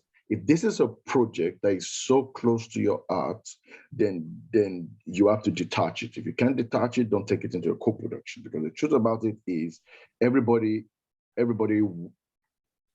partner in a co-production would work within certain constraints, and there has to be compromise. So co-productions is international compromises between two producers. You know, if you can get that mindset into it, then it's a fantastic experience. I don't want to sound all gloom. You know, wedding party was hugely successful. Damages has been a really amazing experience, understanding the South African culture, the Nigerian culture. You know, it's a beautiful, beautiful, beautiful experience. But on the operational side, it's very stressful. And picking the right project, understanding the motivation of your partners, understanding why they're involved, and more importantly, what the success of this project is going to be defined as. And a lot of the times it's not actually being defined in commercial terms. A lot of the time it could be defined through training for a lot of upcoming crew on those projects. A lot of the time it could be trying to introduce a culture, trying to internationalize a culture. A lot of the times it could even be trying to form diplomatic partnerships between two countries. So coming to it as, so you can't look at a co-production as you making a film. It's far more complicated than that. It's far more intricate than that. And please, you must visit the country that you're doing a co-production with before you sign your co-production. You must immerse yourself with your other producers and whatnot. Also, in terms of crew, think of the nightmare of a South African crew that ends 10 times on average what a Nigerian crew would earn. Think of having those two people on the same set, you know, that's just tough, and especially the other one, it's always going to be the head of department. So once you come into this thing saying, listen, this is going to be challenging, but we can find a solution, it becomes easier. But if you approach it like the other films you've done locally, then it really becomes stressful. And a lot of the time you realize that the stress around co-production is always self-inflicted, because both partners come into this project with varying motivations and varying interests. Yes, I think I've scared people enough. Just a quick question: is it better than to use the local crew from like where you're filming, basically? Is that kind of more advisable? No. Let's qualify it a minute. Just qualify. When you go into, let me just qualify something, Don. When you agree to do a co-pro, especially if it's on the treaty or something like that, then you have to agree cultural tests, and also that means looking at who the director is, who the writer is, and so on and so forth. You get X number of points. So the heads of department have already been agreed as to whether they're in, let's say, South Africa or Nigeria. So it's South Africa for this, Nigeria for that. So the heads of department are decided before you go into production. Okay. When you therefore go into production, if you are shooting in South Africa, then there'll be some people who will go with it from Nigeria into South Africa, but the majority of people on the set for the shoot, because of the way the budget is done, will be from South Africa. The head of department's from Nigeria, but the majority of the crew are from South Africa, and vice versa when you change country. So that's how international co-pro works all over the world. Masses of American feature films and TV series, more and more BBC and ITV projects are shot in South Africa because of the wonderful tax benefits that are being offered, and the really experienced crews that they have and post-production facilities as well in South Africa. We want to see that develop in Nigeria and Ghana and Kenya and Uganda, so they can actually benefit their local people and as much as we can in other countries as well. So it is possible to make it work, otherwise it wouldn't keep on happening. But Don's real point is go into it with your eyes open, right? So you know what you're dealing with, and the head of department of each section has people on the ground from that country who can help make things work, the communication skills that one needs to have, so you don't have a misunderstanding between people. You can go back to it if you want to. Yeah, I mean, Albie's summed it all up well. It's about forming that partnership, and it's about in the case of Wedding Party, 4 producers becoming one. Which wasn't easy. 2 producers in the case of South Africa becoming one, and in the case of UK, Nigeria, 3 producers becoming one. But you have to become one, and you have to come to it with that mindset, and you have to ask that question, which I always ask every producer I actually co-produce with, which is that how do you define the success of this project within your context, within your national? So as a South African, how would you guys define the success of this project? And then with the 3 producers or 4 producers, we all write that down based on our territory, we now try to merge that into a single vision. And then once you can merge that into a single vision, then it becomes easier for you to push. But you also need to also understand that your job is there to also protect the producer from the other territory as well. Because if it's successful, more of those projects happen. If it's not successful, less of those projects happen. But it is very stressful, like marrying somebody that speaks a different language to you. You really have to develop a lot of patience, a lot of engagement, and a lot of understandings and nuances. And you also have to realize that productions work differently in different territories. They're in a very advanced market like South Africa in making films, a lot of things are not really said about the nitty-gritty of the production process, because a lot of those things are just assumed to work in place. In somewhere like Nigeria, which is very grassroots and independent, a lot of nitty-gritty things are really discussed because of Murphy's Law. Anything that will go wrong will always go wrong. So it's that kind of a thing. But it is the way to go. But you have to choose the right project. You have to choose the right project and make sure that this is a project that you're prepared to compromise on, so that you don't go through those emotions of seeing your project being pulled apart, because it is going to be pulled apart. It would have to satisfy the audiences from the different countries involved, and it will have to satisfy the people funding it from the different countries involved. Thank you, Don. If we just go to Palisa and Wanaja quickly to kind of explain their kind of experience, and then if we can then go to questions from the audience, because we've had quite a few questions come in. Lisa. Sorry to interrupt, but we haven't talked to Palisa, haven't introduced Palisa and Wanja. Can we do that, please? Yeah, Palisa. Hey everyone. Okay, I think I'm going to speak from, and I've really appreciated what Don and Albie have had to say, and I think from both of what they're saying, I'm able to extract different points, I think, which I'd like to highlight. And I can only speak, I think, from the perspective of an independent filmmaker. And I think being an independent filmmaker in South Africa means different things. It means, firstly, that we're constantly trying to negotiate with what Don is describing as the structures that are in place. The National Film and Video Foundation, which is kind of like the main funding body, the DTI, which is also attached to the government. So you're very much always negotiating what we're going to call the formal structures. And I'm really grateful they exist. And I understand in the context of the continent, it is like a real triumph and something to really be proud of and to sustain. And then to try and produce in other territories on the continent, right? So I understand, I think, myself as someone who's negotiating that, but also someone who has had to learn to work outside of the system in the way that I think, Don, you're speaking of an industry that is perhaps more kind of, I don't know, like given to Murphy's Law, like you've described. I think we in South Africa are only just starting to develop that, like a kind of self-starting, self-producing, self-publishing sort of, and that's been a long time coming, and people have started and not gotten to it, etc. It's kind of been happening parallel to what I'm going to call the more formal industry.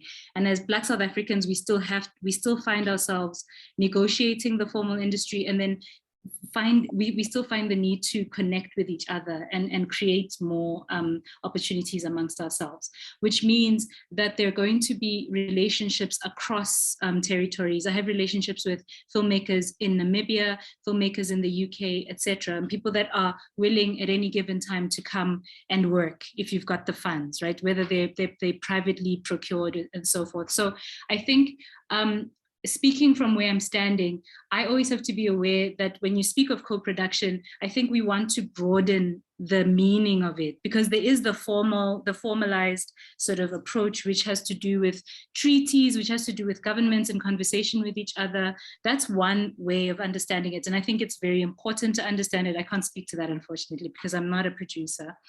And then there's a way that Albie's been speaking of, which is a kind of skills share. I believe that is a kind of co-production, but it's happening at a different point in the history of the projects that you're producing, and that is as valuable as the point at which you are producing the project. And I think that intervention has to do with people even learning how to write, etc., and sharing skills across territories that have had a longer history with knowing how to do the work, sharing those skills with territories that do not have that history. That I think should still be part of our conversation, because it's as important in South Africa today as it was in 1997 when OBE started. Albeit, we've made a lot of inroads and a lot of leapfrogging has happened, if you want, I guess. But what I'd like to speak about is, from an independent producer, a producer and filmmaker, from my perspective, when it comes to co-producing, I understand the larger sort of treaty structures. What I'm interested in is when I'm sitting as a filmmaker and finding myself, when I'm starting a project, what do I need? What do I find myself needing? And a lot of the time I need development, maybe not even money. I don't even need money, but I need development support, in the sense that I need a producer that's going to walk with me through the process of writing my film, of negotiating, selling that film, negotiating, proposing that film, going into like production labs or at least development labs. Let's start there. And I think I'm interested in that part of co-production that is interested in developing projects that then are going to stand the test of markets, of like shared markets, of international markets, of foreign markets, etc. This is for me, the place where I'm interested in an intervention with each other, for each other, the UK speaking to South Africa, South Africans speaking to Zimbabwe, Zimbabwe speaking to Zambia. What kind of support are we giving each other when it comes to developing the projects in the first place? This is the thing that I'm most concerned about. Because I think if you look at like the kind of more formalized conversation, you find that there's like 16, 7 in South Africa. I would say that it seems that there's probably about under 20 films that have been made since I think 1997. The earliest co-production treaty we signed was in 1997, I believe. And the latest was in 2017, I think, or 2019, I stand to be corrected. And we have several co-production treaties, but they produce, I guess, a fair amount of films. We were looking at about like 16 films, 11 films at a time. I think the stats, if I'm correct, are about 115 films since about 1997 that have been co-produced along the kind of treaty, the kind of signed treaties. But then there are many films that have happened because of what I'm just going to call sort of cross relationships. And what I'm interested in is, what are the rules and what are the approaches for making a relationship happen between you and a producer from the UK, or a script editor from wherever it might be? What kind of things how should you approach that?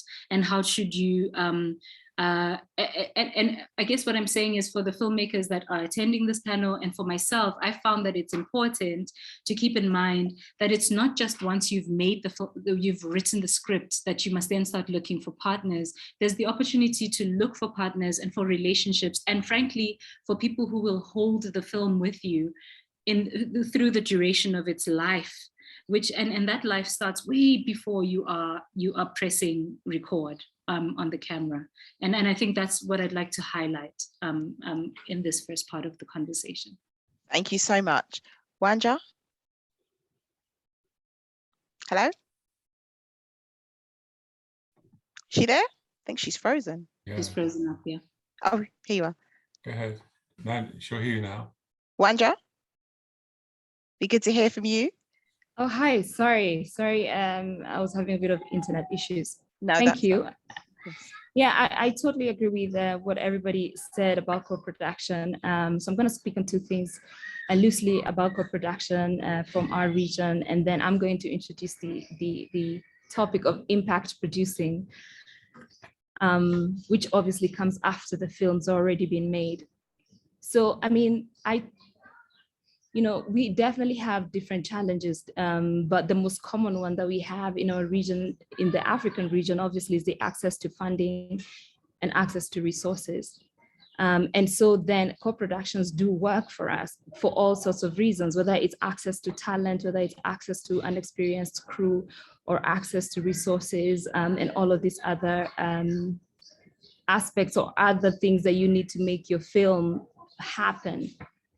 And so I just want to say that we need so many stories. We need all kinds of stories. We need all kinds of formats because we're just not telling enough from the continent. And so I like to think that the unconventional works for us. I like, you know, looking at co-production, what Palesa said, that we need to widen it. There's different ways of thinking about how we can collaborate, and we should give all of them a chance, whether it's production house to production house, or whether it's from, you know, one country to another country, for all these reasons that we've mentioned. Bottom line for me is that we need to be creating a whole lot more, and we need a whole lot more independent filmmakers, you know, getting the opportunity and getting an entry point into making and creating their films. And it doesn't end there, right? I mean, whether again you're getting into co-production because of reasons of access to a particular market. I know in Kenya, for instance, we're always, you know, interested in getting into co-production, for instance, with Nigeria because of access to the market there. Kenya alone, we don't have enough numbers, for instance, to break even. And so we try to look within the East Africa region, but even then we do have our differences. And so you might find that whoever we have in common with might be a farther, you know, a little bit farther along the continent. And so, yes, I am definitely pro co-production. I am pro reimagining what that could look like and giving every one of those a chance. Could you go on?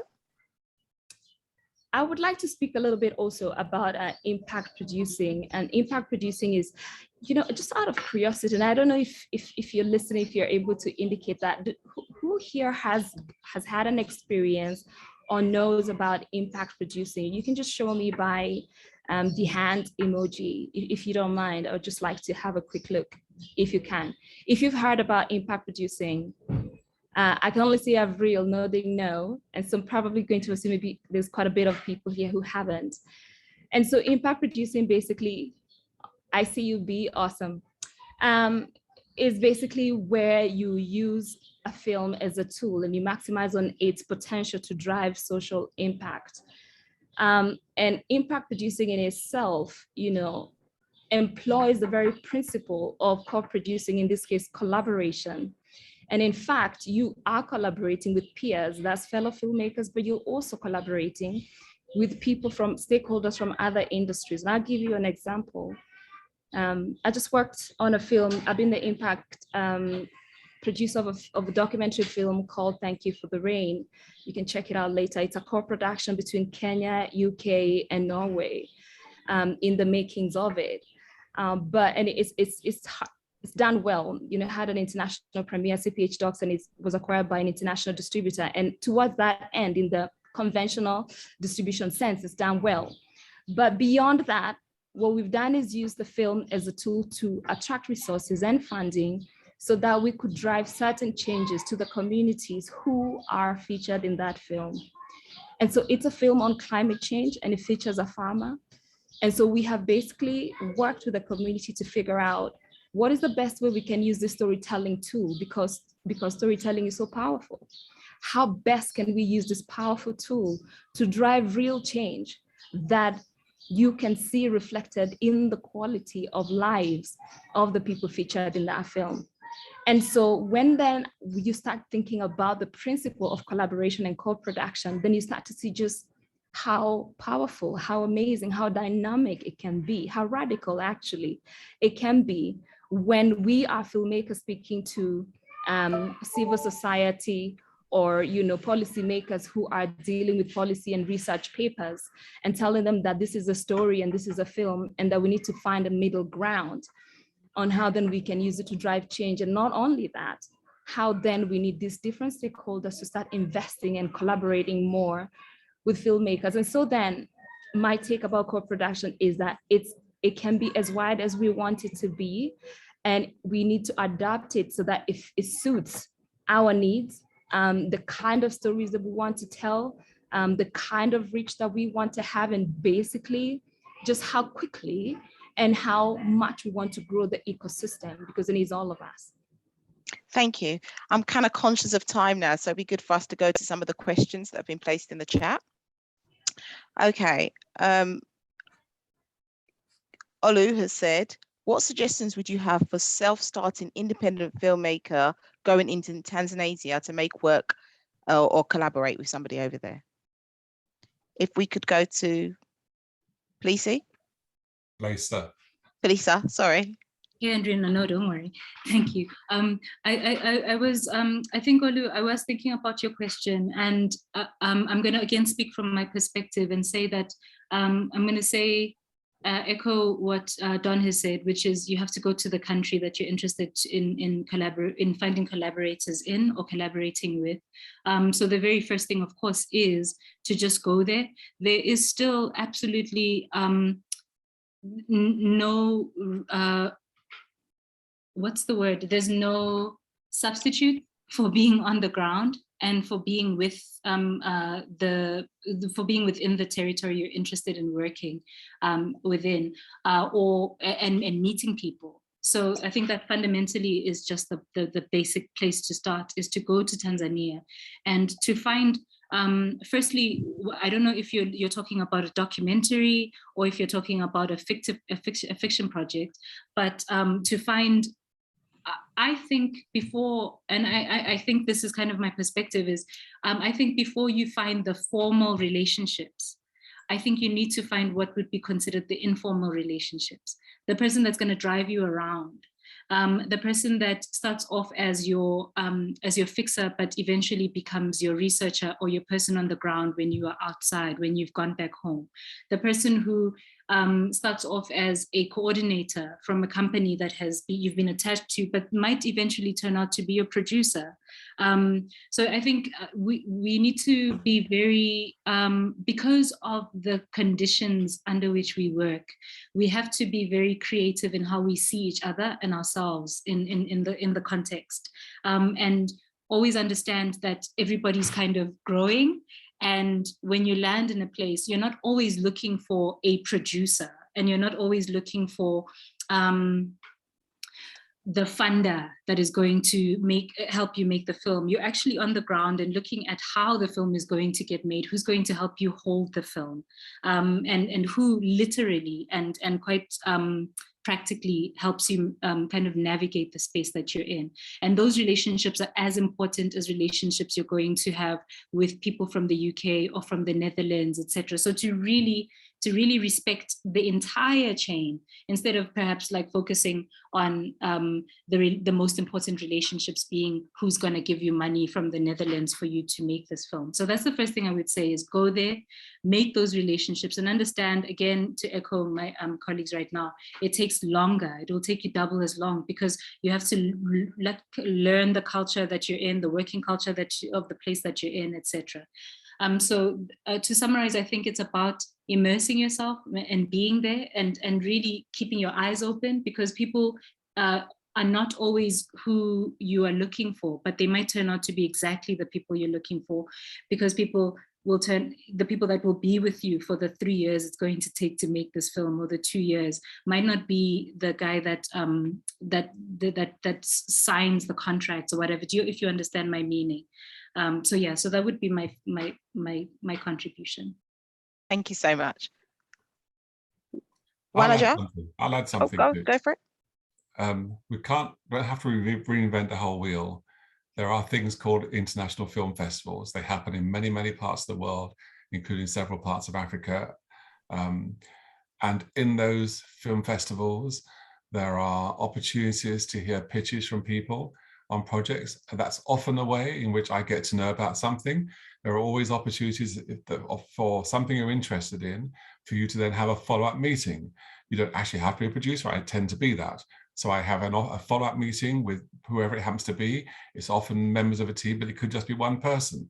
There are people from different parts of the world who appear in these different co-production forums. Berlinale clearly has it, Cannes Film Festival has it, Durban has it, Toronto has it, Venice has its own version. There are many, many more, different parts of America and different parts of the world. So that's a really important thing that everyone to recognize. The second thing is linking to what Palesa is saying about finding a creative person, perhaps, to help you to take your project to a level where you get more and more excited. It helps you to produce it to a point whereby it then can go into that world of being produced with a finance plan done, a co-production plan done, and so on. We already have, not enough in Africa, but there are co-production, or rather, if you like, labs, international script labs. Torino is the biggest one. Sundance, probably everyone has heard of. We don't actually have one here, but we are hopefully working towards it. I'm working towards it. I have been for a long time. Keith Shrew has been trying to get one established in Zimbabwe for quite some time. I think in Dubai, they just about have something. Maybe Egypt is creeping towards it too. So those things also exist, but there are other ways which we can find that. Perfect. Thank you so much. I just want to ask, get in another question quickly, because obviously we've only got a couple more minutes left. Why is there massive disparity in pay for crew in Africa who are clearly high skilled in what they are doing, some more experience than those coming from the UK? Well, exchange rate is one thing. Everyone in the UK, we are a high cost country, a very high cost country. We pay a huge amount to go to the cinema, more proportionately than people in America pay to go to the cinema. That's just because of our country.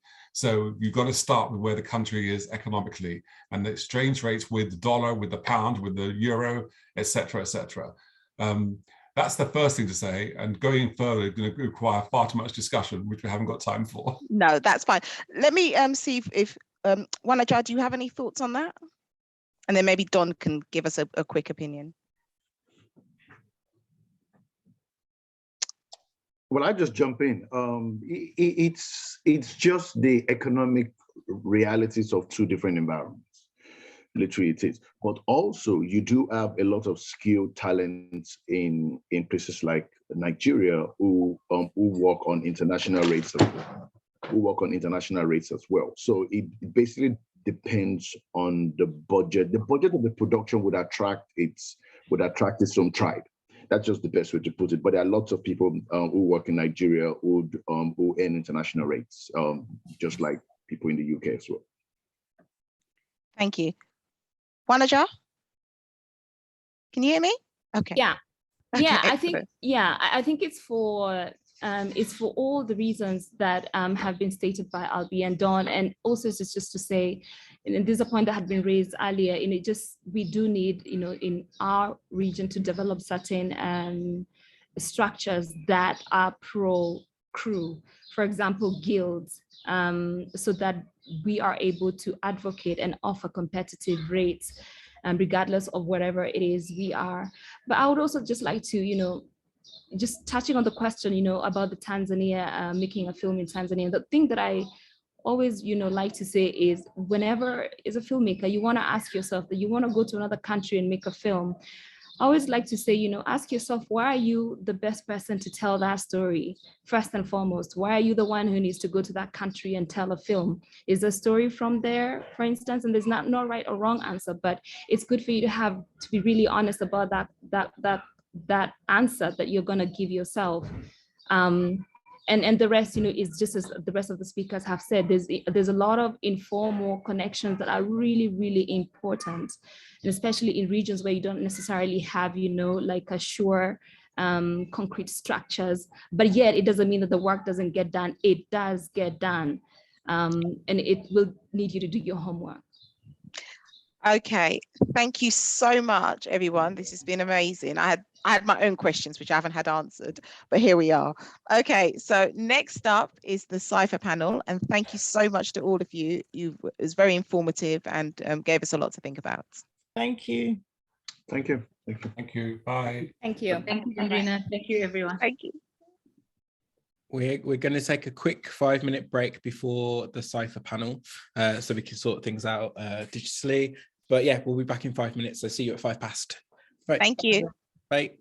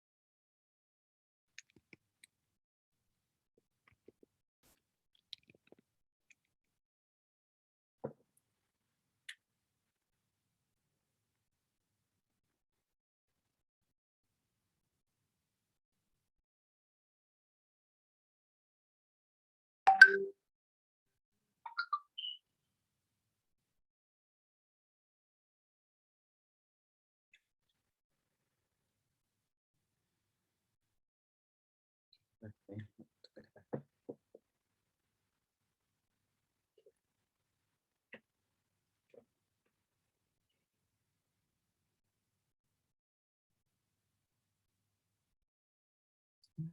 without you.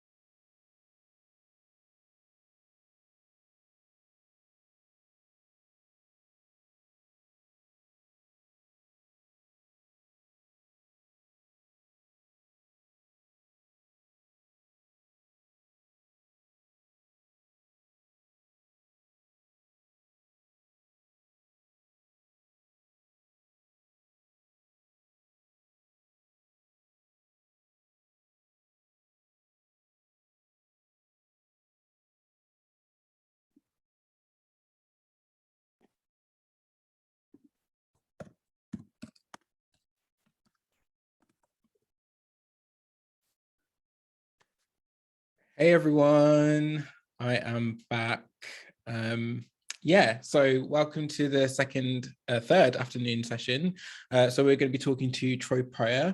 We're going to be talking about Cypher, and Troy will be joined by a panel. So Troy, do you want to come on camera and say hello? Yes, sir. Thank you so much for having me. Oh, you're really quiet, Troy.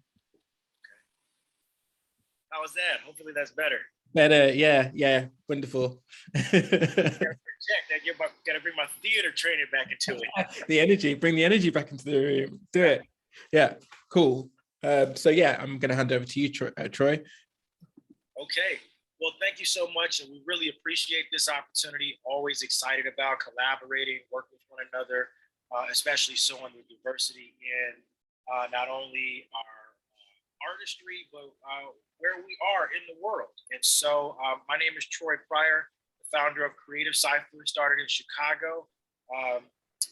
We're really excited about some of the work that we're doing, empowering Black and Brown creators to bring their art to life, understanding the power in their voice.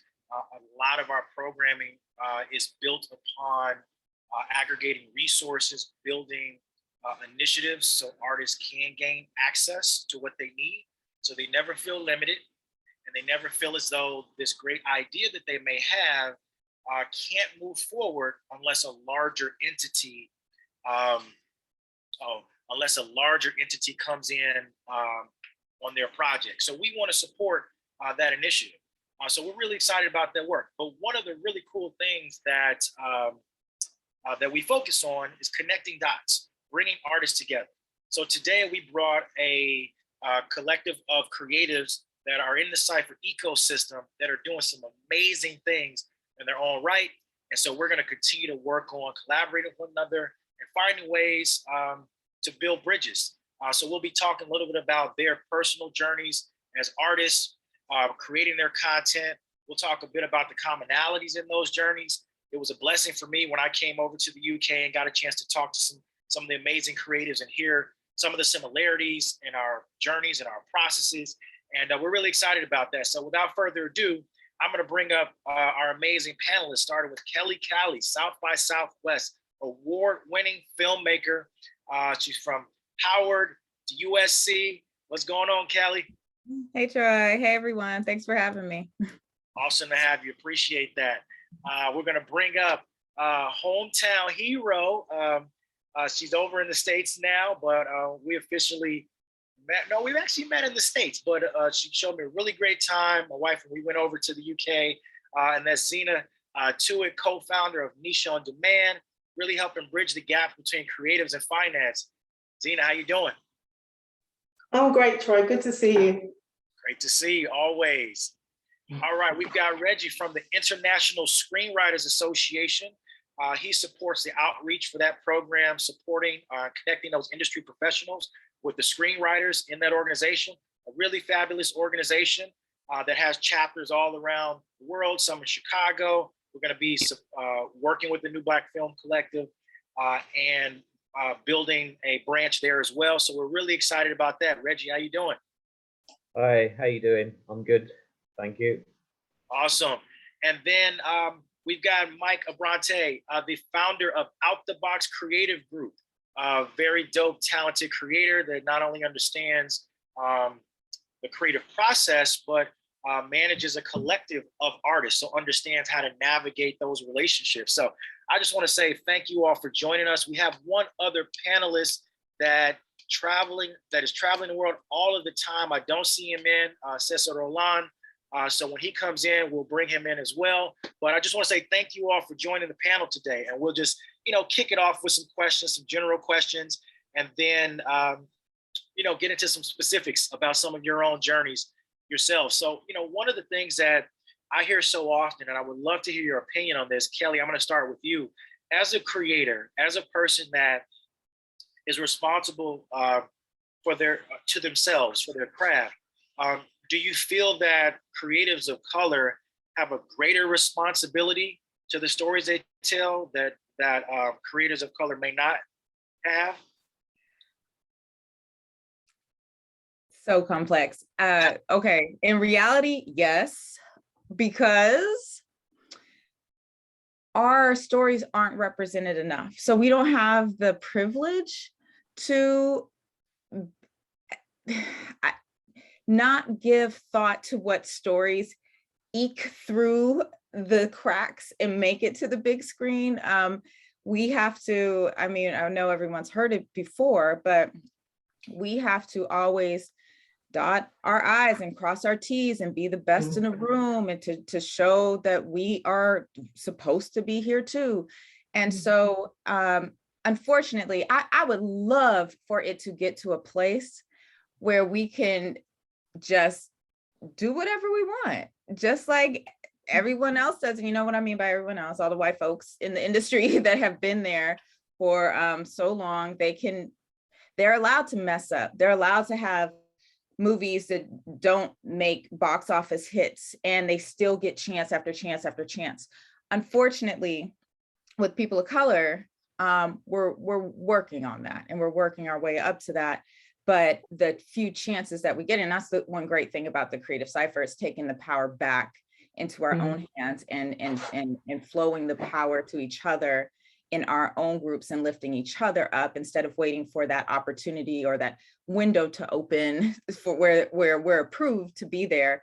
And then we have to be conscientious of, well, what story we're going to tell, because one of the issues that is often discussed is, well, usually all we see in representation for Black stories overall is like slave movies or police violence movies. And while those are very important because they happened, it's history, should not be forgotten. It's current history, should be addressed and approached. And then I was told that because I'd been doing cycling alongside them, my coaches weren't quite aware that I was doing both of them at such a high level. But when I got selected for the Worlds, my cycling coach was like, okay, we need to sit down and talk. Hey, just want to let you know, we got somebody on. Mic is on. Yeah.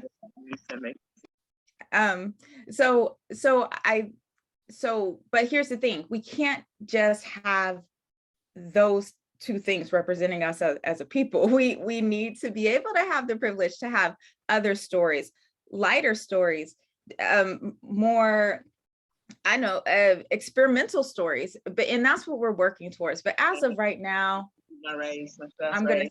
Chloe, I think your mic is on. Sorry, one sec, I'll rejoin. Okay, no worries. But as of right now, personally, I feel that we do have to be a little more conscientious about what stories we're choosing to put out there, because right now we're breaking space to be able to really tell all the diversity within our community, and that we're not a homogenous society, a homogenous group. We have so many different points of view, so many different experiences to share with the world that are relatable. And that's basically what we're working towards. Appreciate those notes. Mike, what are your thoughts on that, the responsibility of creatives of color? Got this crazy little cat here. Honestly, I do think that we have a responsibility. I know it's annoying to, and as a concept, to assume the role of spokesperson for people, but unfortunately for us, we haven't had the opportunity to tell our history and all of its beauty and all of its facets and the intricacies of our history as a people. And so I think we do have a responsibility to kind of represent our shared collective history whenever we tell stories, especially if they have historical reference. You know what I mean? So, and the easy answer to that is yes, and that's something that I put a lot of emphasis on when I'm writing anything or when I'm involved with anything is how accurate is the story, and how does this story represent what I've experienced, but also what I know to be the experience of my people. And so, you know, the short answer is yes, we have that responsibility. It's not something that I think any of us signed up for per se, but it's something that we have to assume the role of. And I don't think it's a bad thing at all. I think it's a beautiful thing because our stories haven't been told. You know, in large, you know, to your point, Kelly, there's a very structured narrative that people like to see from us. It's the violence and it's suffering. But when it comes to us and our many other facets of the way we live life, those things are wide open. So I think it's a blessing to have that responsibility to tell those stories. You know what, those are some really great points. And I want to stick with that question and pivot just a little bit when I bring it over to Reggie and Zena. We talked about the stories that are being told, the narratives, the writing, that process. Reggie is an individual that's working with a lot of screenwriters, and Zena, an individual working to connect the resources to those creators. What are some of the challenges that you've seen that artists may face when they have an authentic story that they want to tell, but they have to get it to that next level, and they have to figure out, I don't want to jeopardize the integrity of this authentic story that I have, but how am I going to get this done if I don't get the resources that I need? What are some of the things that you've seen or challenges that you've had to help artists navigate through? Reggie, I'll start with you.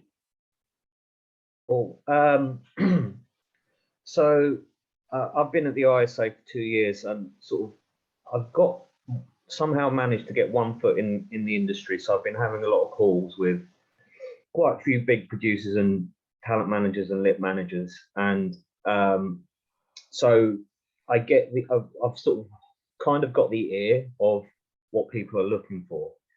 And then on the flip side, we've got writers coming through at the ISA. We've got a diversity initiative, and every year we champion 3 writers. It's free to enter, and we showcase them to lit managers, producers, everyone. And we're just, you know, taking these steps to bridge that gap that we're talking about at the moment, to share their stories. So things are changing, things are happening. So that's the first thing I wanted to say. But, you know, are they changing enough? Or, you know, can we do more? Which is, you know, I think what everyone's addressing here. When we get scripts from Black writers, people of color, people of all backgrounds, really, primarily we are looking at the craft, and, you know, are they sort of good enough for us to sort of share with the producers and whatnot, and, you know, connect them to the resources. But once they are at that level, then it is, like you said, a situation where okay, there might not be a track record, it might be a personal drama as opposed to a genre piece. So you got all these little nuances about, you know, how to package something. But in terms of the personal stories of something that no one's really seen, underrepresented stories, I feel like there is a change, and it's just taking a little bit of time. I haven't really had any meetings where people are averse to these stories. It's just finding the quality.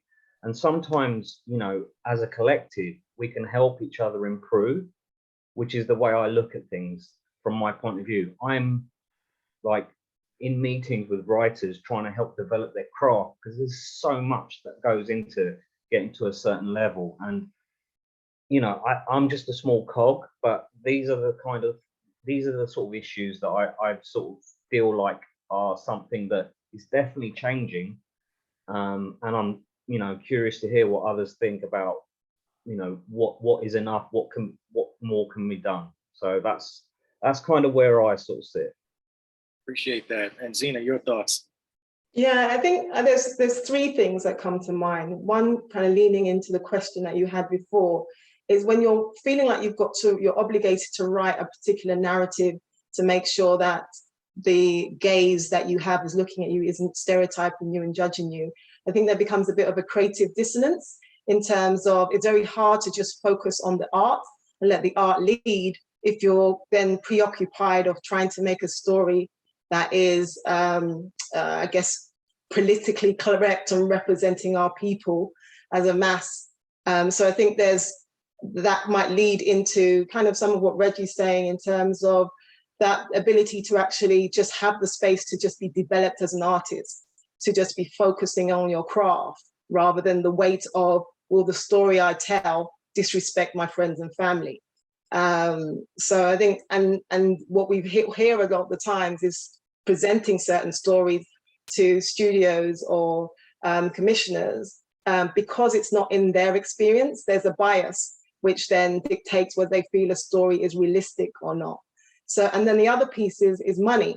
So if you have money to spend time developing or having access to have the space to develop your craft, or there are enough stories out there where you don't feel an obligation to tell a certain story, then I think the outcome can be potentially different. So I think I would say money, creative dissonance, and not being in a position to allow the art to lead.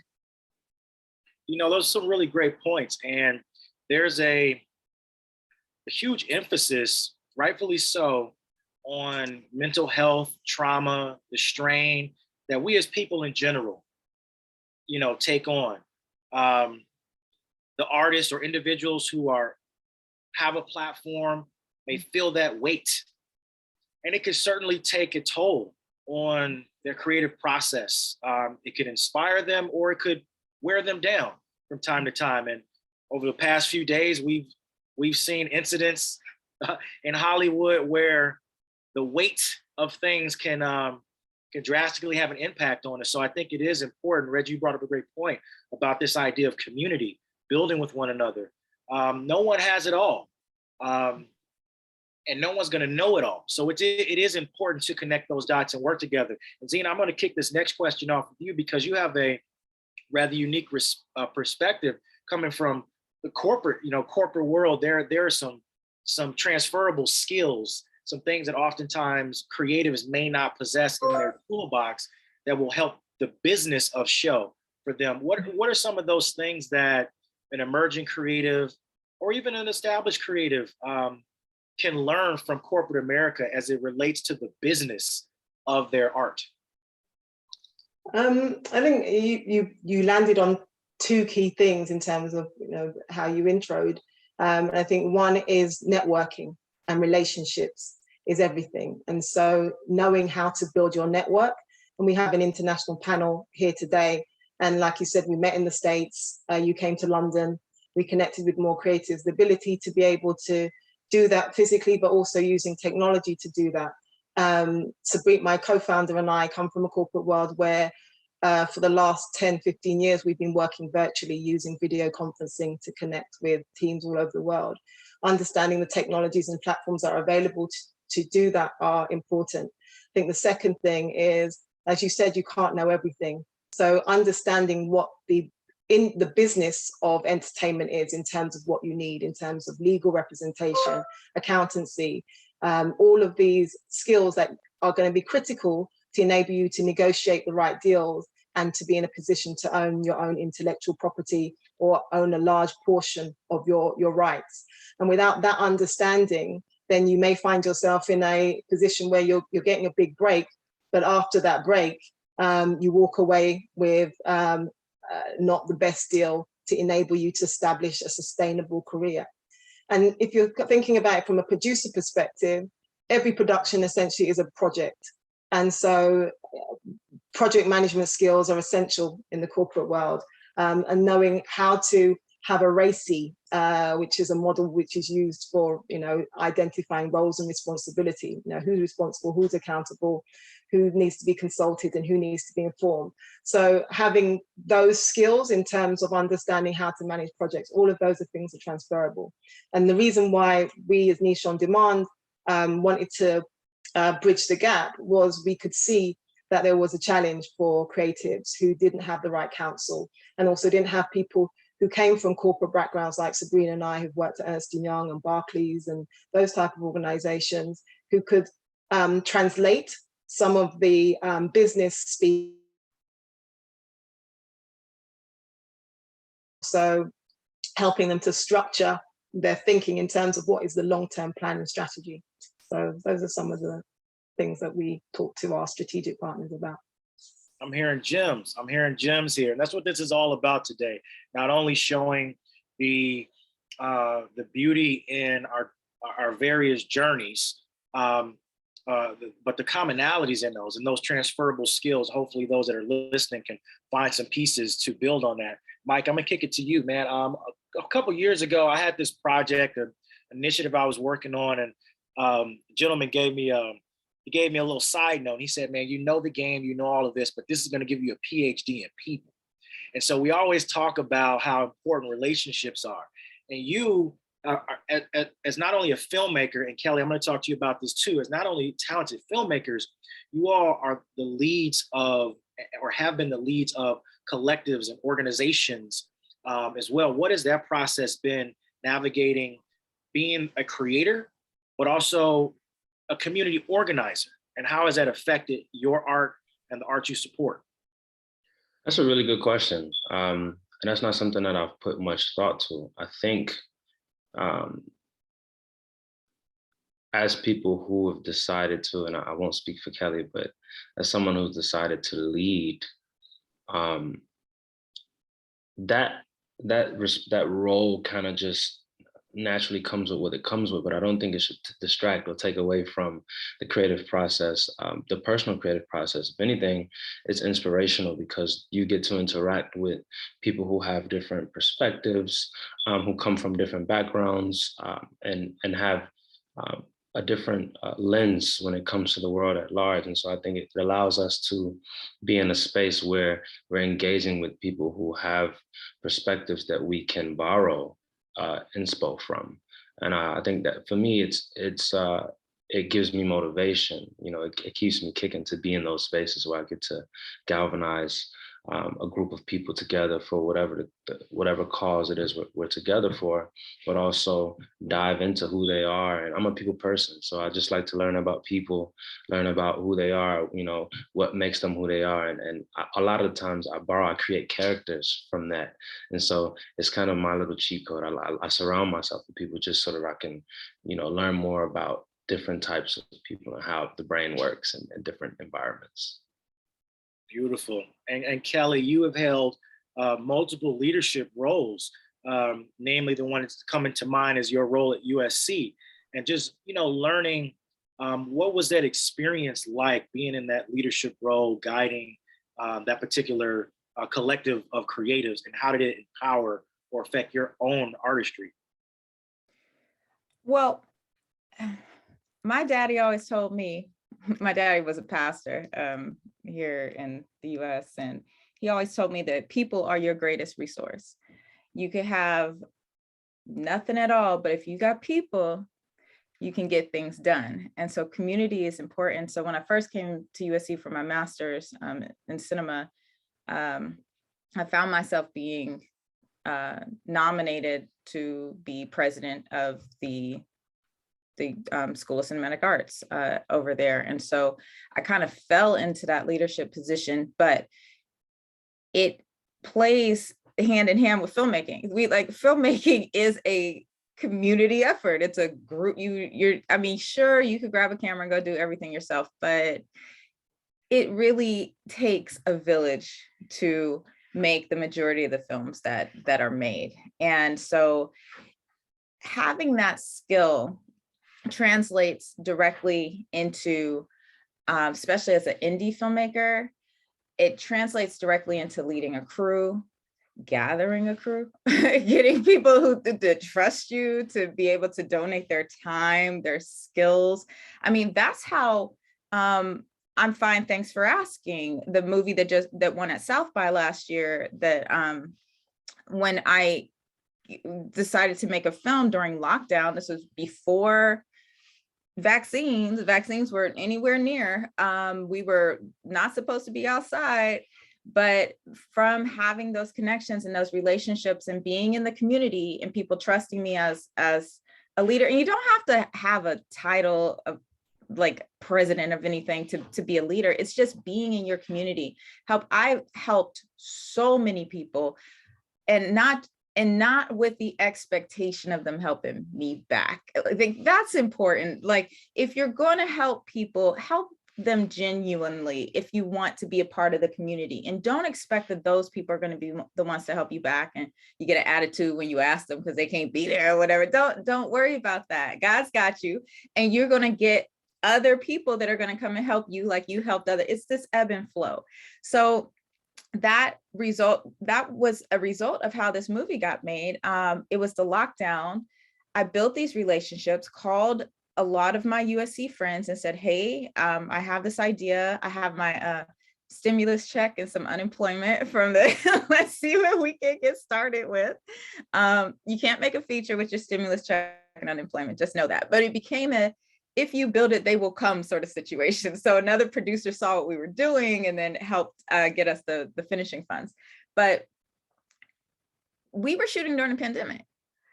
People had to trust me to come outside, to be around other people, to shoot a movie that wasn't like, we had to get tested ourselves and take the precautions ourselves. And thank God we did all that, and we did it well, and everyone was healthy.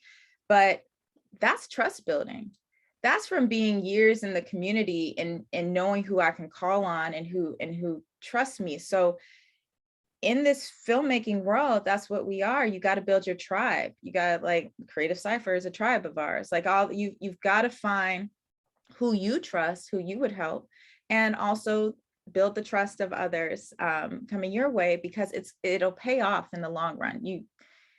You can't, no man's an island. Yeah, you could do a few films like that, but it ain't gonna last very long. You gotta build your community, build your tribe. Yeah, I don't know about y'all, but I know I feel like I need to pass the collection plate around right now.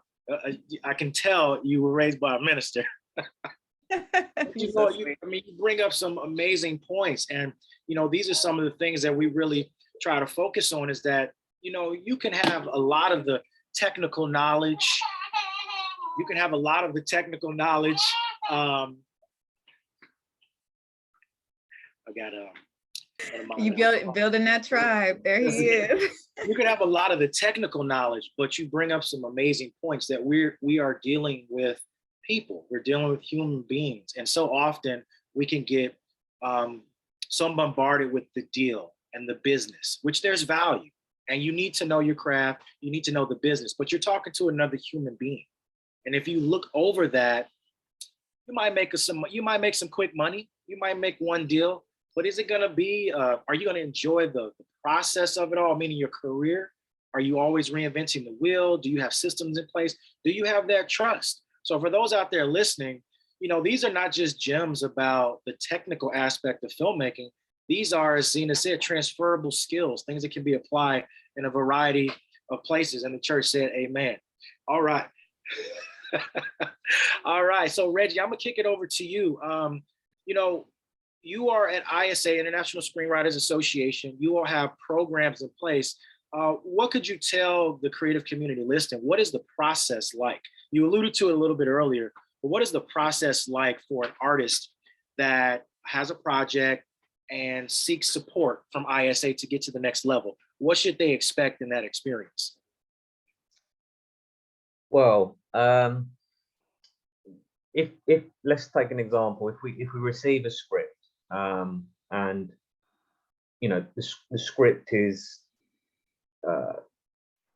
generating debate within the team, and it's caught our eye, and we are like, okay, what are the next steps? Then from that point of view,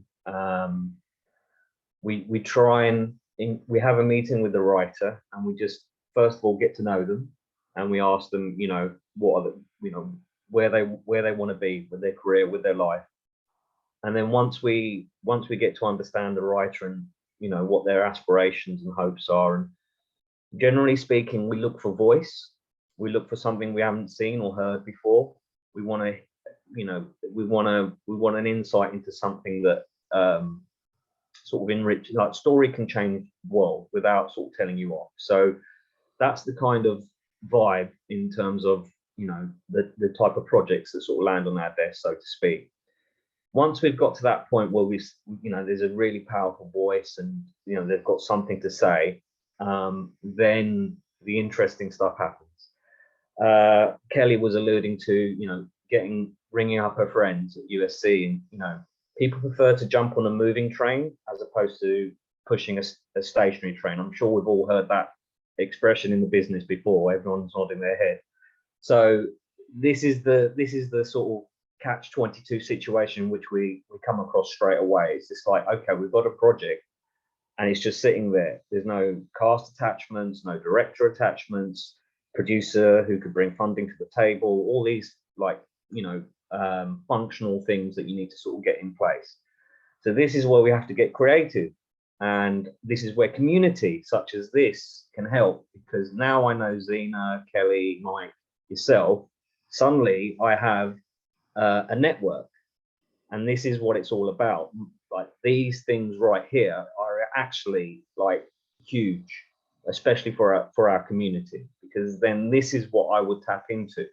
My job is actually to build networks, so I am constantly getting into, I literally send thousands of emails, and I'm constantly trying to get in touch with people that align, what we think align with us, to help get these voices heard. So that's like the overview of what we do. And so setting something like this up, being part of something like this, would be the first step, say, for anyone here who's listening. From our point of view, my version of that would be just to go through all the contacts that we have and just try and find a good match and start building connections.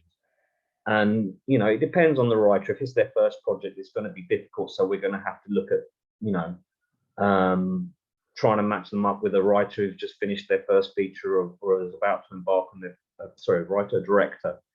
And, you know, it depends on the individual situation.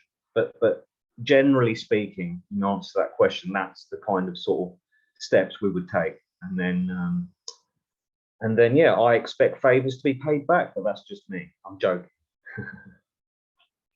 The law of reciprocity. It's, you know, it's good to be aware.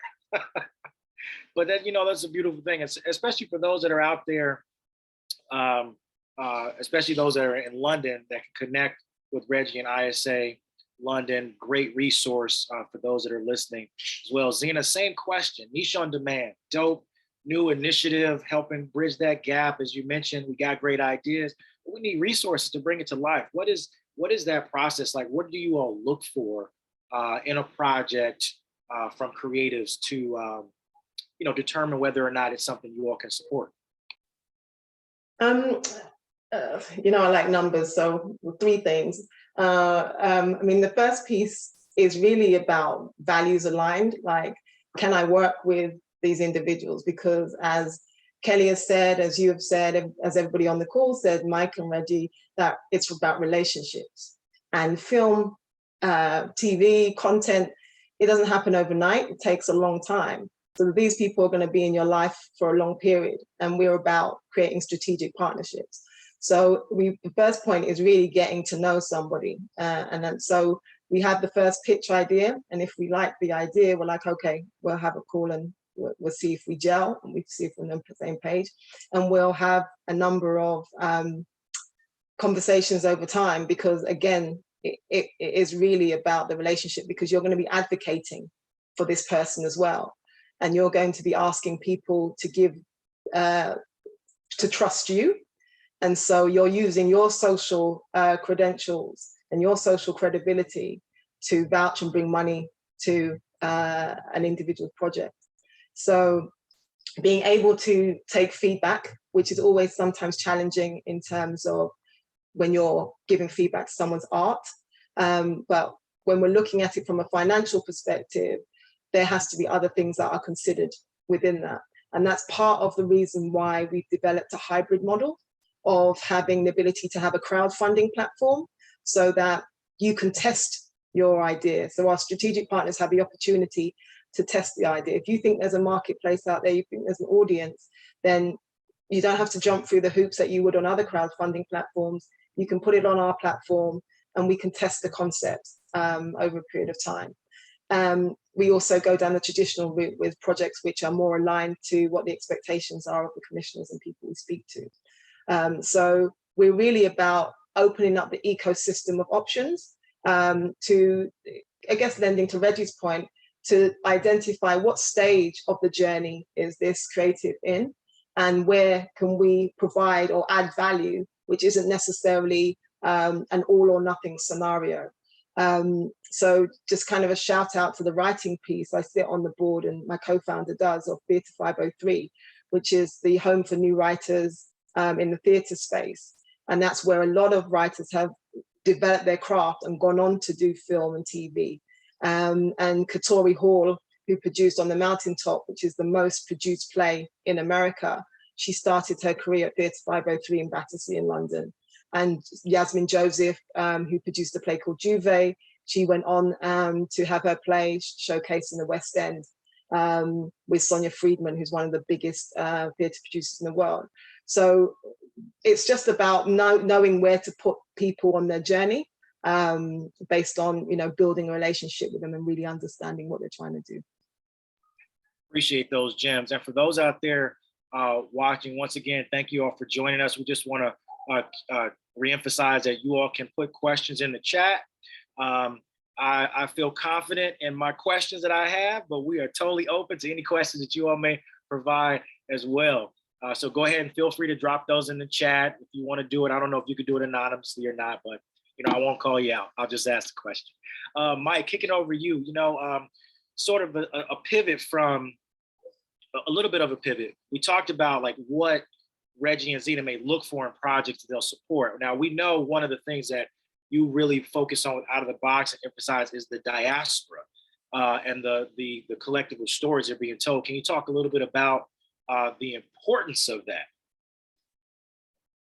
The importance of what exactly? The importance of creating projects that really emphasize the diaspora of Black stories. Yeah, and to my earlier point, I don't want it to seem as though creators have to write with or create with the intent to represent, but in the event that your story is based in reality, there is, for me personally, I feel that a lot of times we do have somewhat of a responsibility to tell our story, you know what I mean, and its authenticity. But I feel like the importance of bringing and shedding light on the stories that are coming from the diaspora is critical for where we are in the world now, as people begin to try to reconnect with their heritage and where they come from, and start to piece some dots together of where culturally we're influenced and historically we're influenced. That is impossible to do without understanding the stories that are told from Africa and the diaspora. You know, the great saying is you can never know where you're going if you don't know where you come from. It rings true even in storytelling, because you might have a brilliant story that has been told already, or it has its roots in something that you heard as a kid. It's folklore that you heard as a kid, and you don't remember that. But you're like, this came to me, and it's the spider that talks. And no, that's Anansi. That's from Ghana. That story has been told for 300 years. But you have to start to understand some of these things in order to draw reference points. And it is not just about authenticity. It's also an understanding who we are as a people. If you don't know about, the Maroons in Jamaica, then you don't know that the Jamaican people have a very colorful history. If you don't know about the revolution in Haiti, then you don't know that Black people in general have been revolutionary since the early 1800s, since we had to be, and it goes on and on and on. But I think it also speaks to the colorful palette of stories that we have not yet to engage with and indulge as people who enjoy art, and as people who enjoy film, and as people who just want to connect with that level of craft. And until we begin to acknowledge what's happening or what has happened on the continent and around the continent, then we're missing a major portion of who we are as a people. So for me, it's very important that we enable our brothers and sisters around the world, especially the diaspora, to be able to tell stories of where they come from, of where we come from, of our experiences, and how they align and how they relate to the experiences of people in those other places, Brazil and America and all these other places. We'll find that we have so much more in common than we have in difference to each other. And that is what the power of storytelling. Man, it's beautiful. I always appreciate the opportunity to speak with you, because it's always enlightening. And for those out there listening, again, I just want to continue to emphasize, we're not just talking to people that understand the business and technical aspect. You can hear in many of the responses, the importance of knowing your history and the value that adds to your storytelling ability, the empowerment, the position that it then gives you. Zena, again, I appreciate when I came over. It was a really cool experience. She set up a collective of creatives, and it was just amazing to listen to the stories and the experiences that they had, and we found similarities and things of that nature. And it was an amazing piece. Kelly, transitioning a little bit, you have the unique opportunity on multiple occasions to be on both sides of the camera, especially with shout out, you work with fellow Chicagoan Dionne Cole. But I just want to ask that question for those that may be listening. So many of the creatives are on both sides. They are the talent or the lead performer, or they're the creator. What was that experience like, being on both sides of the camera? And what type of advice could you offer someone that's following that same path? Hard work, I say that much. That came out of pure necessity too. Again, it was during the pandemic, so I knew that we couldn't bring in people we didn't know. Like, we couldn't cast strangers to expose them to the risk of COVID. So we knew that, well, I knew, because I shocked the rest of the crew when I told them that they all have to act in it too, because the crew, we all had to be in it, because we're friends and we're willing to take that risk. And I didn't want to expose anybody that we don't have that relationship with. Again, it goes back to relationships. So I kind of pushed everyone into a new muscle that hadn't been used, and I feel they all did great. But I do come from an acting background, the theater, and so balancing both at once was something new for me. Directing, producing, writing, executive producing, and also taking a lead role was a lot. But I think that you get blinded by passion. Like, I get asked this question a lot, like, how did you? And I'm like, I don't know. I just wanted it done. I wanted to tell the story. And this is what it took. And so sometimes when that passion is in you, I keep going to the Lord. Okay, anyway, the Lord just push you in those situations, and you just do it. It's like my mind. I remember being on set, and there's this one scene where we were having to dry laundry on the clothing line. And again, these are friends and crew members that are playing a role. So my friend Brooklyn, she kept grabbing different colored towels. And so I'm in the scene with her as the character, but I'm also, my brain is automatically triggered back into the directing, like, oh God, the continuity, that's not going to edit. We gotta cut and do. So I think the thing that kept me sane was the passion to get it done and to be able to turn on and off different parts of your brain to get it done. When you have to get something done, you just do. It's just how it is in life, period. If you're a single parent, that's hard, but guess what? People get done. You know, if you like, there's a lot of things that you'll face in life that you don't think about, how am I going to do this? You just get up and you do it. And when you have a passion for filmmaking, I feel personally, that's what drove me. I wasn't waking up every morning like, how am I going to juggle this? It was like, this is what we're doing today, and this is how we're going to juggle it. I want to speak something to back to the diaspora that Mike was speaking about too, especially as like African Americans. I really feel that it's important to follow your heart and what's driving you to certain stories. And I remember when I shot Lalo's house in Haiti. Now, I worked in Haiti for over 10 years. My background's in anthropology, and I was studying children's rights and living conditions. I don't know why I was drawn to Haiti. I just was. And I spent a lot of time there. And so when I made this film, I was there just working on something else. And then I caught wind of this Catholic orphanage that was allowing foreign men to come in and have sex with the little girls. So then I started investigating it, couldn't find it ordained by anybody. And so that was my journey. But people kept asking me, are you Haitian? And I'm like, no, I love Haiti and I love Haitians. I love it, but I truthfully, I'm not. I was there, I witnessed something, and this is not a Haitian problem. This is a global problem. It's just something that I witnessed there. So I'm telling the story from my experience being in that.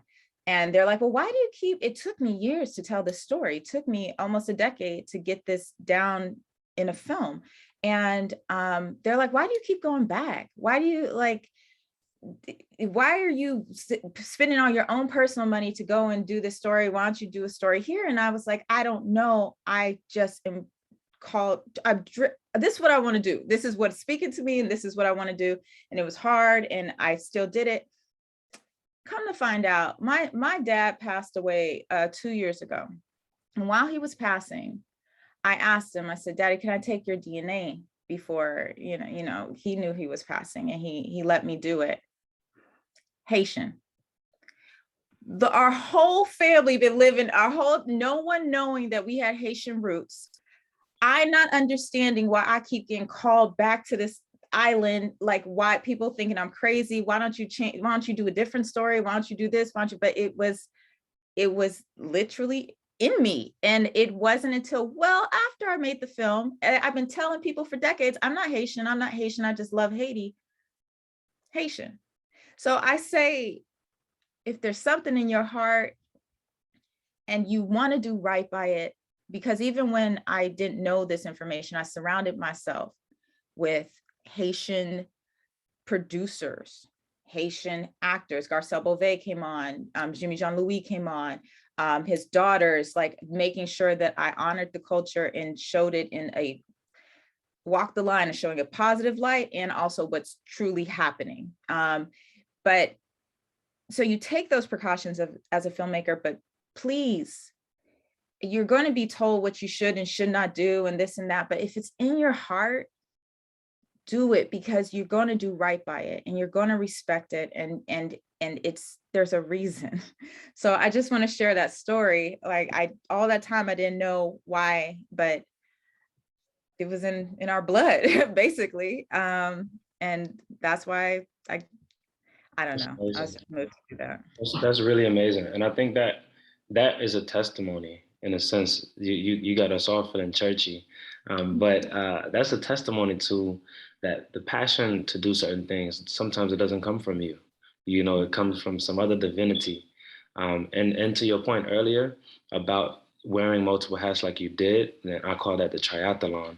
I think for people listening, as someone who may be getting started in their career or someone who's seeing challenges, don't be afraid to do multiple things yourself, because a lot of the times people will see that as your level of seriousness. You know, like, yeah, I produced it myself. Yeah, I had to take a role in it myself. Yeah, I had to take the directorial seat because I either one, didn't have the connections or nobody was taking me serious. But now I've done it myself and we're screening, you're invited. You know what I mean? That changes the conversation. That changes the conversation completely. So don't be afraid to wear multiple hats if you have the ability. And don't be afraid to ask people if you don't have money. It's not everyone that's gonna say no.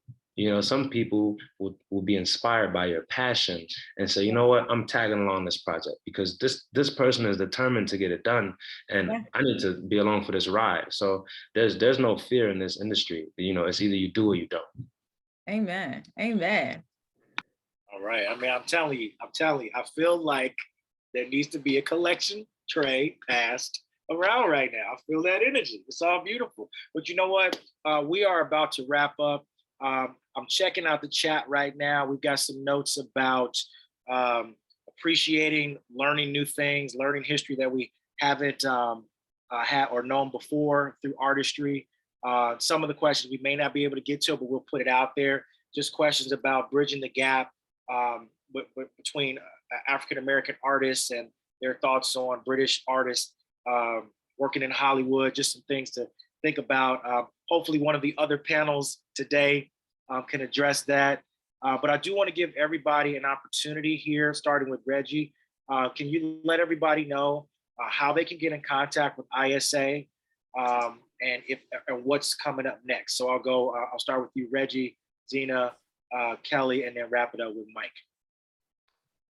Oh, great, thanks. Just to finish off on that point from Kelly and Mike, this is the calling.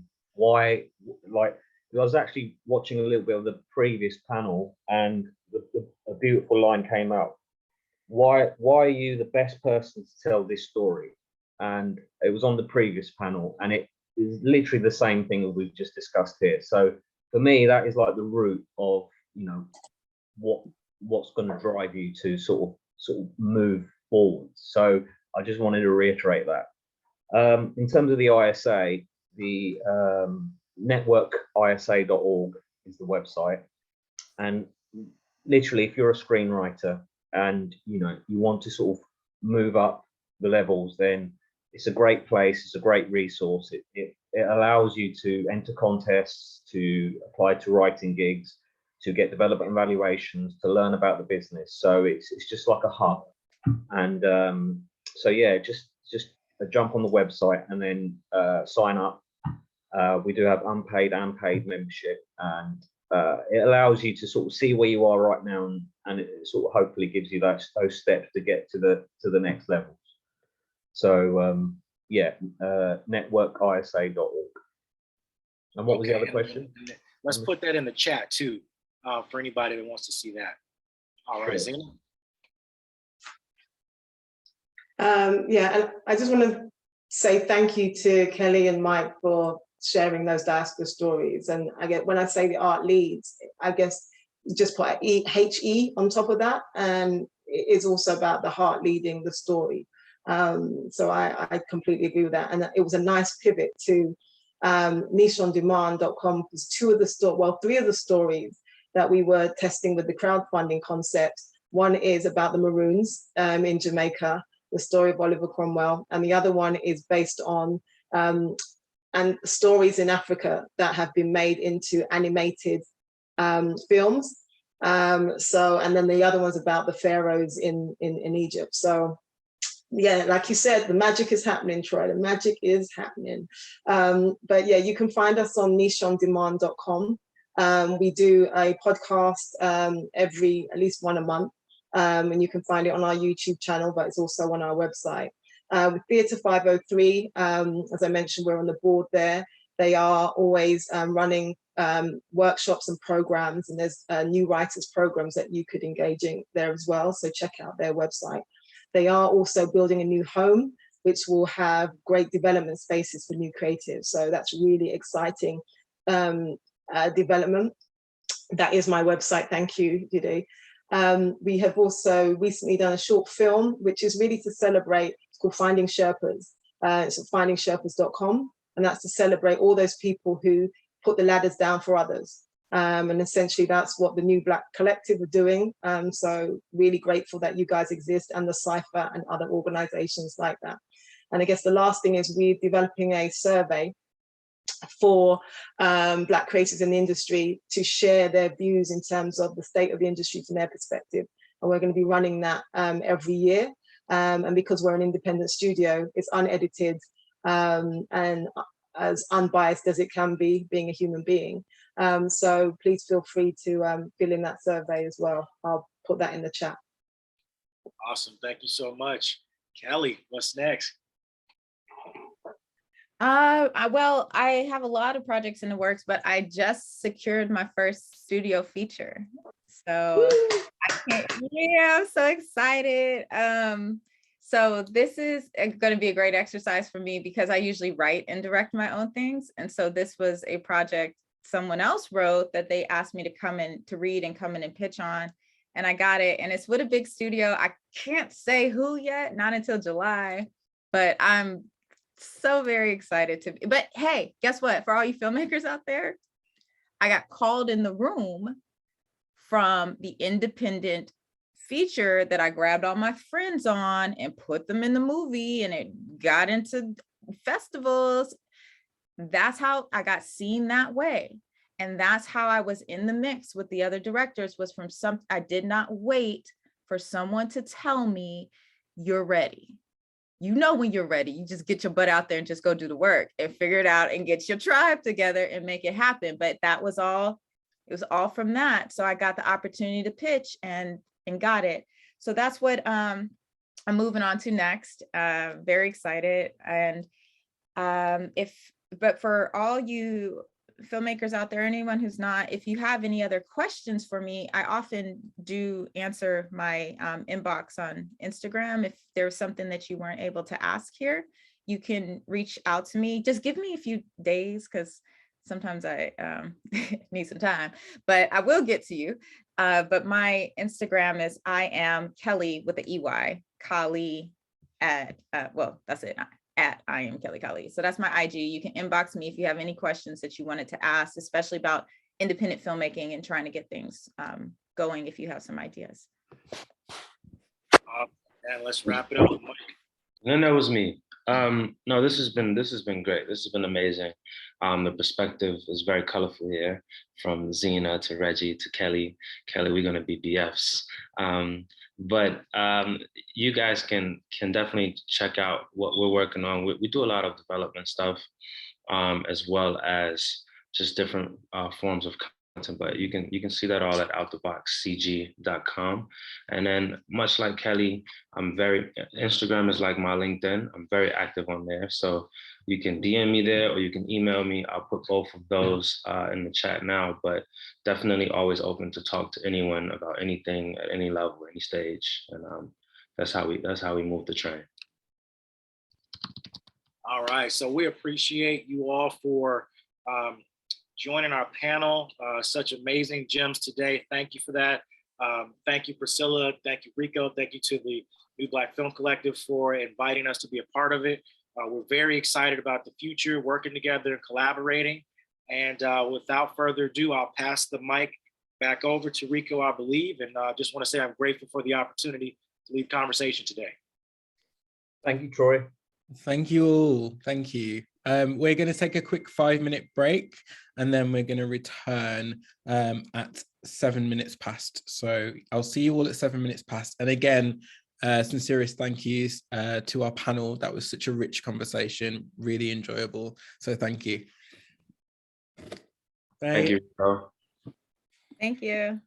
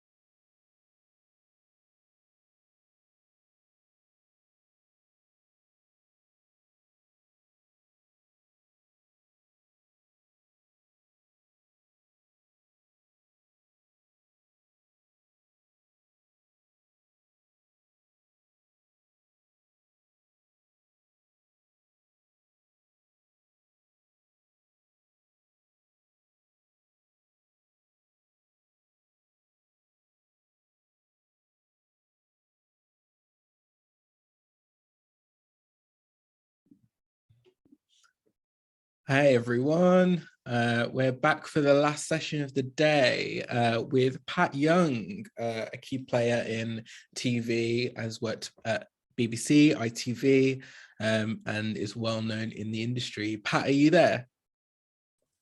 Yes, I am here. Hey, yeah, how you doing?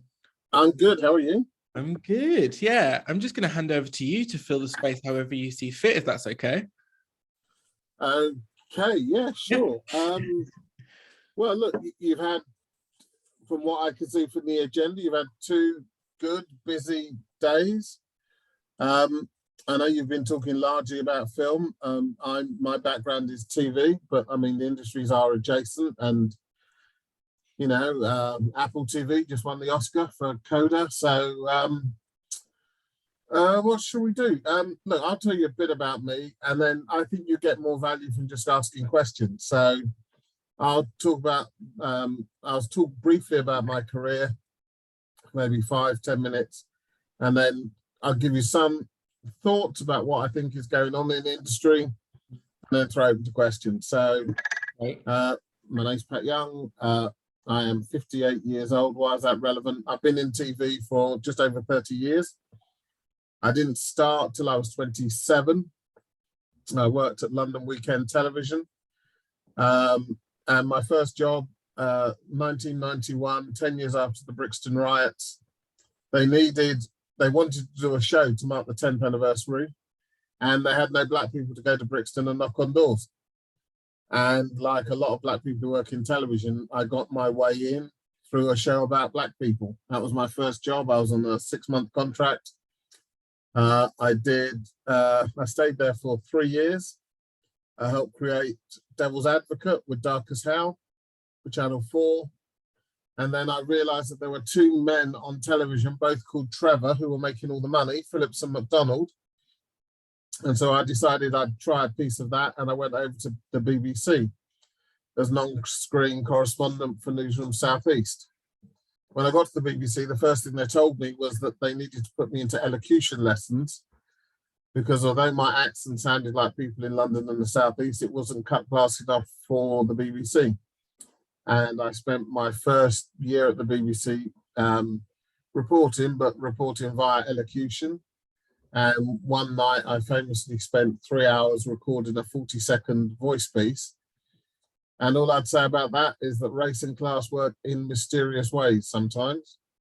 But what it does have the effect of doing is undermining your self-confidence.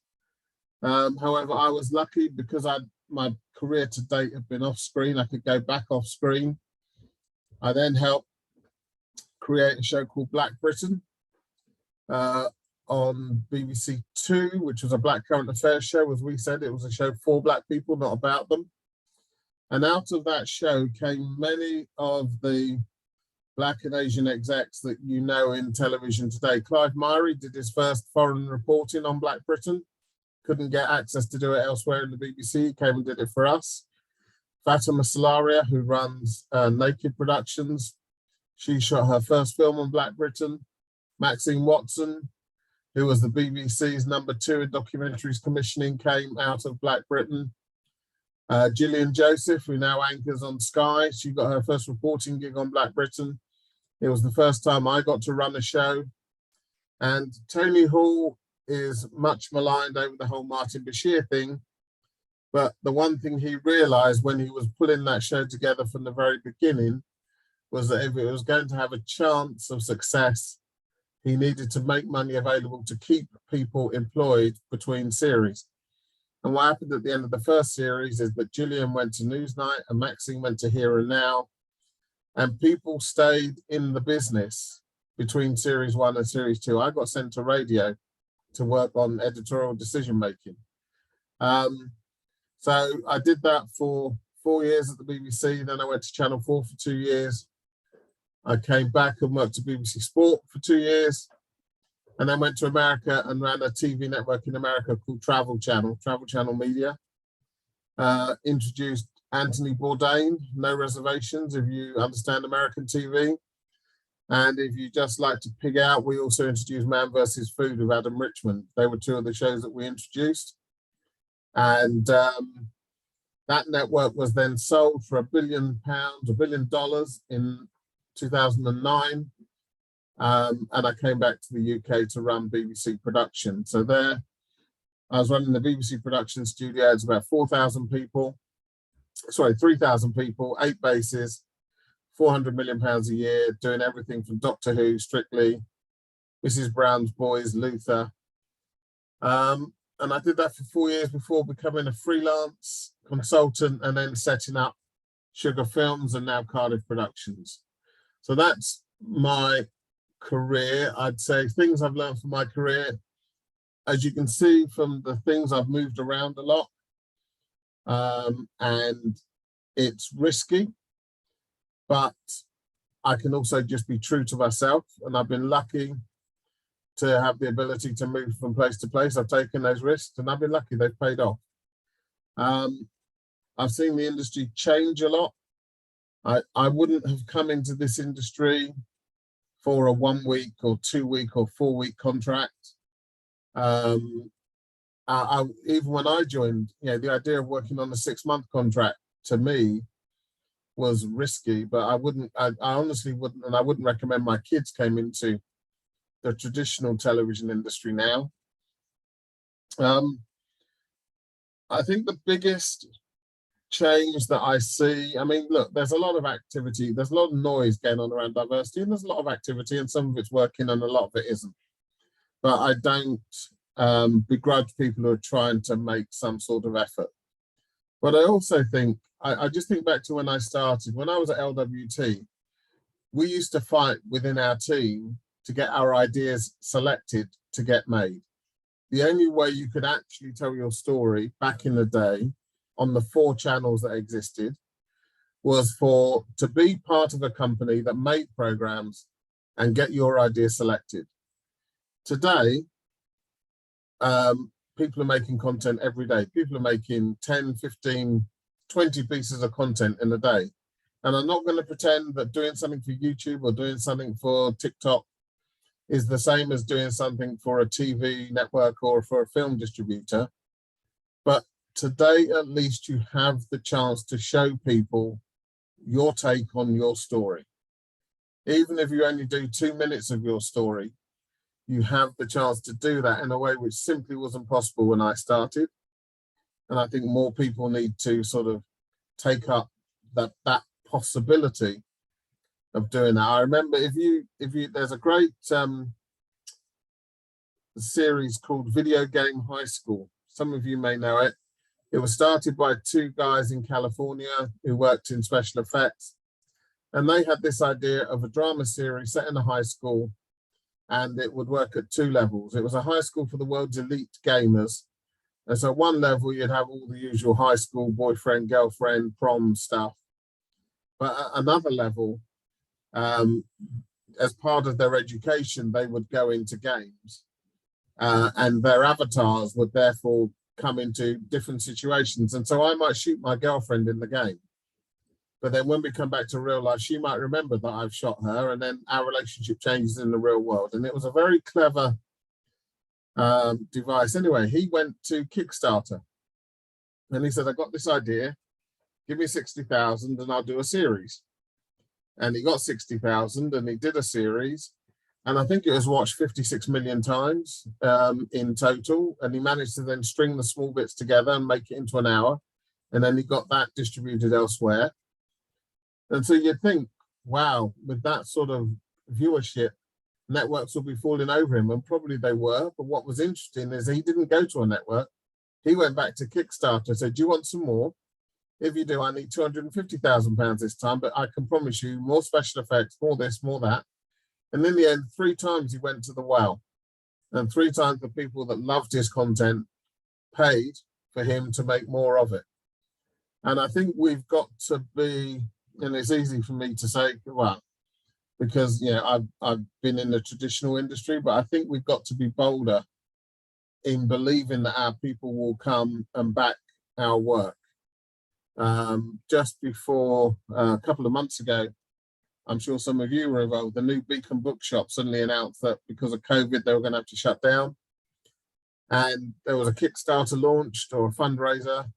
And I think we raised we raised enough money that not only did they not have to shut down, but they're now talking about printing books themselves again.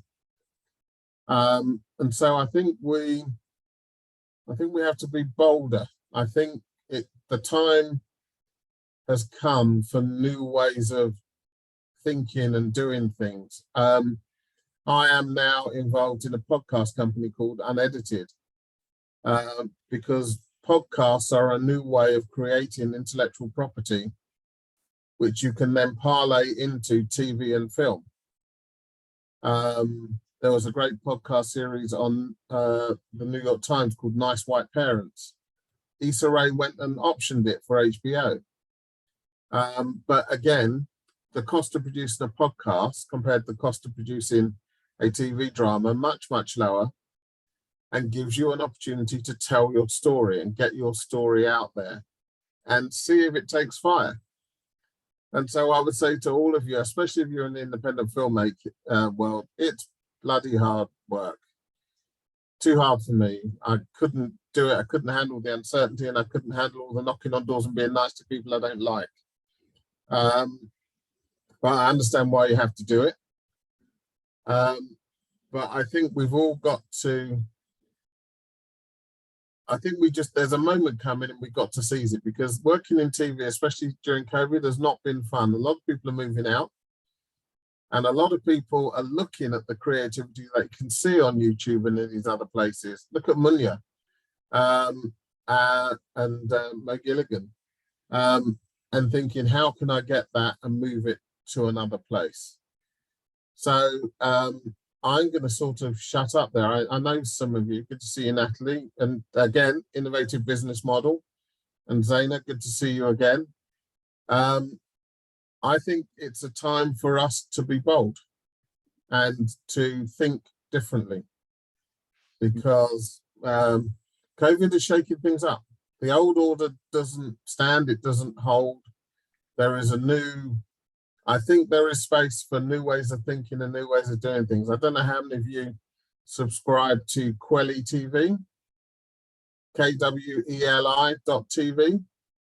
It's a platform which has got a user interface probably as good as Netflix is, but it only serves Black content.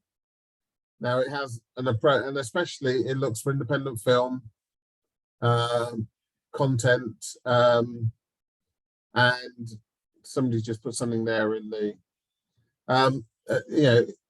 but Kweli's interesting. The owner of Kweli is very much against content that features any form of Black trauma. I don't know if I'd be as narrow as that, because trauma is also part of the experience. But we need to start sort of building and doing it on our own, because people will come, but people need to be able to tell the story in their own way. So I'm going to stop there for now. I mean, I could talk for an hour without stopping, but I'll stop there for now. And let's take some questions. And if I don't get a question, because I can see all your names, I'll just ask you for a question. So have a question ready. I'm gonna ask some questions that I wrote down, and then to give audiences time to write some questions, but really kind of like poignant and insightful feedback on the industry and where it is and where it's going there from you, which I think is appreciated by everyone in the room. My main question is, what does your TV industry utopia look like? What would be the pinnacle of a successful, viable, modern, progressive TV industry for you? It will be much more democratic. The people who work in the industry would obviously look like the people that the industry serves. Mm-hmm. It would be much more risk-taking. And there's my old boss, David Zaslav, who runs Discovery and is about to run Discovery, Warner Discovery, or whatever it's going to be called. He said this industry is not called show friends, right? It is called show business. And I do think sometimes some of us let ourselves down on the business side of what we do. So it's got to make commercial sense. But I think audiences are desperate for new stuff. And I don't mean new as in the next series. I mean material that's going to challenge them. If you think about movie, I mean, I thought this year's Oscars, and I'm not going to talk about the Will Smith thing, but I think this year's Oscars were probably the most boring in history. I didn't like the winning film. In fact, I didn't like most of the films that were nominated. And that's because most films these days are franchise films. Yeah, it's about risk management. So if Home Alone 3 worked, let's do Home Alone 4.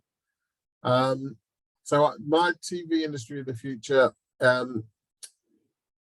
it has more power to the producers. I do think that the system we have now, where we have all these commission editors who are the taste masters, and they decide what we watch, and they all fundamentally go to the same school, holiday in the same place, read the same books.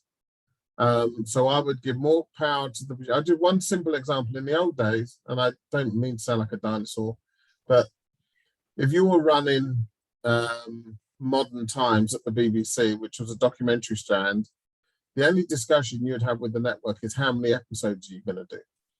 And then as the editor, it'll be up for you to decide how you're going to use those episodes. Now, every single episode has to be signed off by a commissioner. That means that commissioner's taste is frankly fundamentally more important than the taste of the editor and the range of program makers he's got making the programs. So I'd give more power to producers. I'd reduce the power of commissioning. I'd celebrate more risk. I'd celebrate failures, some big, fat, glorious failures. And I'd want it to be more fun. TV has stopped being a fun industry to work in. And it's hard to be creative when you're not having fun. Yeah, I agree on a lot of those points. The next question I'm going to ask is, what shifts in the industry should we be mindful of as people of color that are trying to get into the industry? What would you say are the key things to be observing, which will be like, yeah, that's the time to get in. Yeah, that's it. That's a sign that you should, get speak to commissioners now, write your scripts now. What are those things? It's very easy to be jaded by sort of diversity industry-itis, initiative.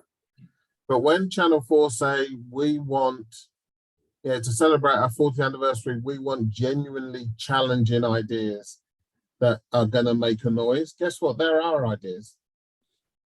That piece that was, I said I wasn't going to talk about it, but that piece that was in The Guardian about sort of the Will Smith, Chris Rock thing, a lot of that noise is about anti-blackness. I don't necessarily agree with it, but it's a bloody good piece of television.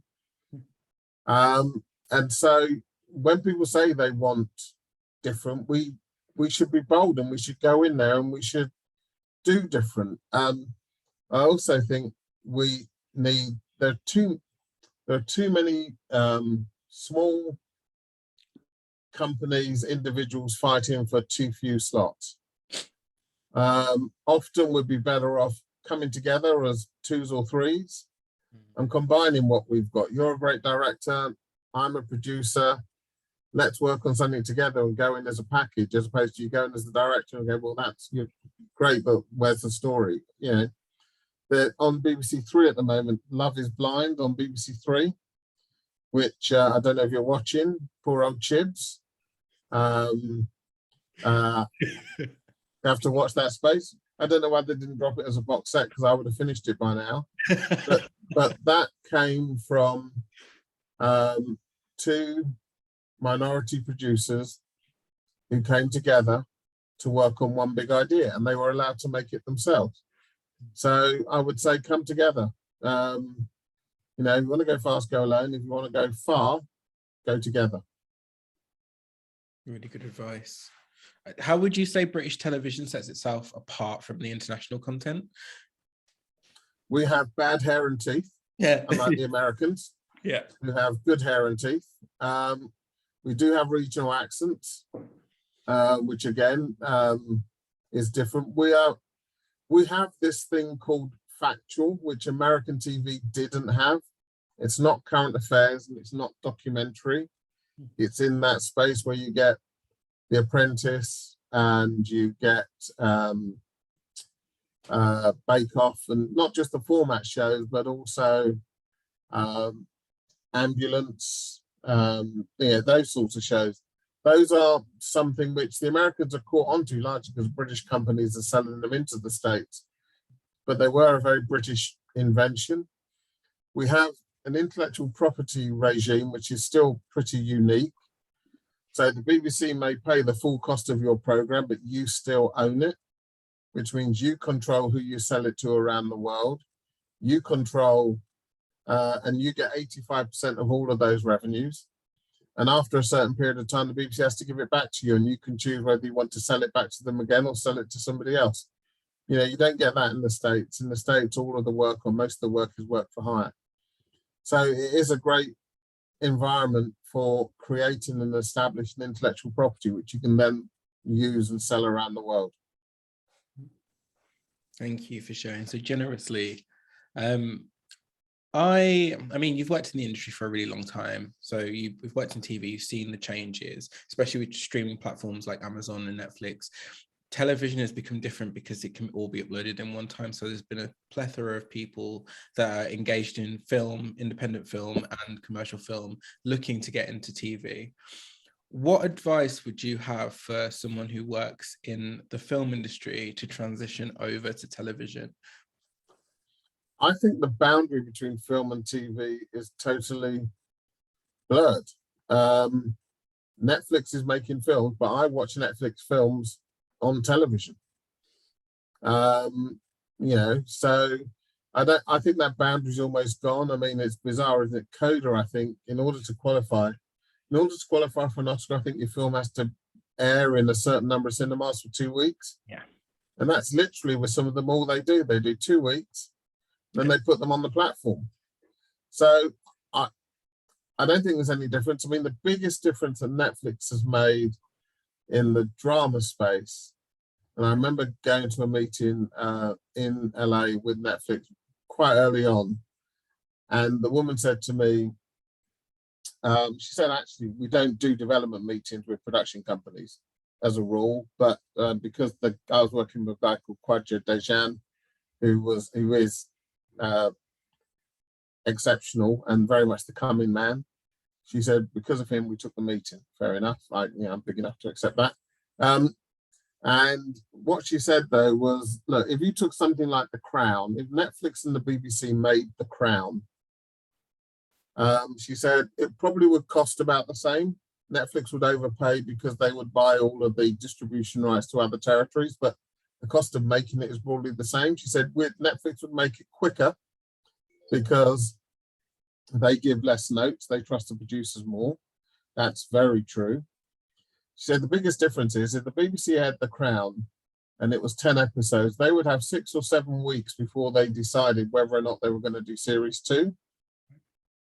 She said, we would be asked, we'll be under pressure for series 2 after 48 hours if it's really good. And so we can't afford to do all of that traditional development where you send us a top line and we give you a little bit of money, and you send us a treatment and we give you some money, and then you send us a script. She said, you need to come with scripts written probably by people we've heard of and Bibles. Now, as a production company, that's an upfront outlay of 25 to 50,000, depending on who your writer is. Mm-hmm. And then you take it in, and then they say, well, we've got something very similar to this already in production, or this isn't exactly what we're looking for, or, you know, we're not doing ensembles at the moment. So what they've done is they've shifted all of that risk onto the producer. It means if you've got what they want, you move really quickly. Mm. But if you're in startup phase, you take all of that risk over to yourself. Mm. Yeah. The last question I'm going to ask is, how can we, both as audiences and creators, support rich stories from our backgrounds on TV screens? How do we make sure more content is made? How do we create more content? How do we support people who are making content? What do we do? How can we help? I think I've built my career by fishing in different ponds to everybody else. So when I launched Black Britain, the launch item on Black Britain was about a boy called Daniel DeGale. Daniel had leukemia, he was 8 years old, If he was white, his chances of getting a match from the Anthony Nolan register were 1 in 10. And because he was black, it was 1 in 100,000. So we did a story about bone marrow donation, but we did it about a little black boy and his family's, you know, desperate need to find a donor. And that simple fishing in other ponds gave us a story which led to a charity which has saved lives. And I went to his 20-year anniversary event the other day. The other thing I would say to all of us on this call is we ourselves have to avoid groupthink. So when I was running Black Britain, I think it was 1997, the West Indies lost to Kenya in the Cricket World Cup. Now, I'm a Barbadian. This is like Man United losing to Ealing Borough. I mean, this is a big story. And we straight away said, right, we've got to do something. And we very quickly rustled up Darcus Howe and a Black England player called David Lawrence and a guy called Reg Scarlett who played for the West Indies. And we got them down to the Oval and we booked a room and they ate chicken and rice and peas and had some rum. And they talked about, is it Brian Lara? Is it inter-island rivalry on the selection board? Is it about the growth of basketball and baseball on Jamaican, on Caribbean television? Is it about a breakdown of cricket's traditional values in the modern Caribbean? Yada, yada, yada, yada, yada. And it was a 7-minute piece. It went out. And the following day, we had our program review meeting. And I said to people, okay, finally, you know, West Indian cricket, what do people think? Some people thought it was good that, you know, well, most people thought it was good we did it. Some people thought it was good that they were eating traditional food. Other people felt that they should have been, you know, pre-Nando's, but they should have been, the food should have been more modern. Some people felt we should have had younger people talking about it. Other people were glad to see the old stages out there. Da, da, da, da, da. And then right at the end, this guy put his hand up. Henry Bonsu is his name. And Henry just said, I understand why you did the demise of West Indies cricket, but don't you think you missed the opportunity to do the rise of African cricket onto the world stage? Kenya beating the West Indies shows that African cricket has arrived on the world stage. And the minute he said it, we all went, shit, that's a really good story. But the reason I share the story was it wasn't that we all sat there and said, let's not do the Africa's arrival on the world stage. It wasn't, this is how groupthink works. And I think all of us, we need to challenge our own groupthink sometimes and actually challenge ourselves to think differently, challenge ourselves to look at something and say, I know all the people around me say that that is that, but is it really that? What if I looked at it from a different perspective? What if I stood in his shoes and looked at what had gone on? The other thing is, I think in Britain, we tend to look west to America for collaboration, for stories, for markets. I think increasingly, and I'm trying to do it myself, we've got to look south. We've got to look to Africa. There's a booming film and TV industry in Africa. They are telling different sorts of stories with different sorts of program makers. And it's a market that I wouldn't pretend to understand very well, but it's a sort of personal pledge to actually redirect more of my energy into looking for stories that come from Africa. And be smart. Here's how the world's changing. So Maxine Watson and I were working on an idea. There's a young woman called Sarah Rector. And Sarah Rector is a young Black girl born at the turn of the century in Missouri. And I didn't know this, but Native Americans had African Americans as slaves. And Sarah Rector was an African American girl born into Native American slavery. And in the end, and when the emancipation happened, African Americans who were enslaved by Native Americans didn't get the 40 acres and a mule. So you had something called the Dawes Act, which is like 1904, which gave them land as part of the emancipation package. And Sarah Rector got given some hard scrabble land, like 100 miles from where she lived. And because she had land, her dad had to pay rent, and her dad didn't have money. He was a sharecropper or something. And so he leased it out to an exploration company who then struck one of the biggest oil gushes in American history. And Sarah Rector suddenly became a multimillionaire. And she became, she was so rich that Booker T. Washington insisted that she went to his school in Tuskegee. And by the age of 18, she bought a house. And when the neighbors complained about the noise, she bought the block. Right. So she was stinking rich until, and of course, she married the wrong guy. And then Wall Street crash happened, and she was over invested in certain companies, and she lost a lot of her wealth. But she was still wealthy to the end of her days. She died in 1967. So she lived through to see the March on Washington and all. And so Max and I come across this story, and we've written it up, and we thought, yeah, what we're going to do now, let's find a writer and da-da-da-da-da. Meanwhile, there was an article in a magazine, might have been Fast Company. Somebody at Steven Spielberg's company saw it, optioned the article, and announced his intention to do the film.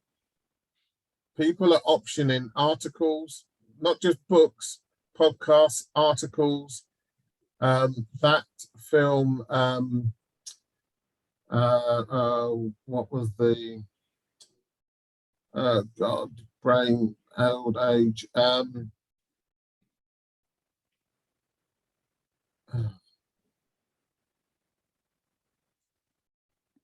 There was a film last year or the year before. It was somebody versus the United States, Billie Holiday versus the United States of America. That was a chapter in a book they optioned. People are optioning chapters, and Jennifer J-Lo, that film she did, Hustlers, that was somebody optioned an article in the equivalent of Take a Break. Right, but people are optioning articles to get people's life rights and get the research that led to the story in order to accelerate writing scripts. And you're able to take the article to a network and say, this is the story we want to tell.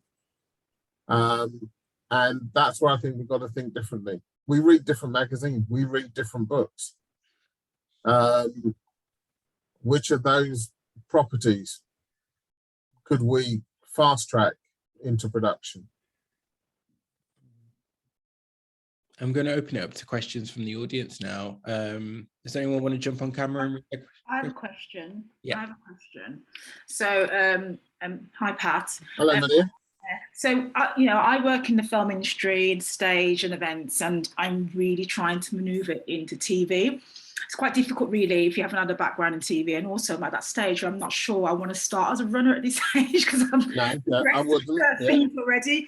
So, I'm interested in selling stuff or not necessarily, but having IP and having it, making money from that. But there's a lot of initiatives out there. So, for instance, you've got the ITV fund that's just being, put out there. And on there, you read it and it's like 130K to make it, and they own it. Is that what's happening now with our content? I just feel, I don't know, I'm hearing that if you want to make something, you have to give it away. So it was really refreshing to hear that. You talk about BBC where they, they let you own your rights, but I feel like there's kind of like a trend now where you don't really get to keep your IP, and especially if you're new, you've got no choice to just sign it over and just get the opportunity. Well, there are two different things going on. So what we call the terms of trade, that's what they're called. It's legal. If you make something for a broadcaster in the UK, then it falls under the terms of trade, unless you agree that it isn't. So if you were to make something for the BBC or ITV or Channel 4 or Channel 5, then under the terms of trade, you own the underlying IP. Now, what happens is sometimes they'll say, we'll give you 90% of the money and you've got to find the other 10%.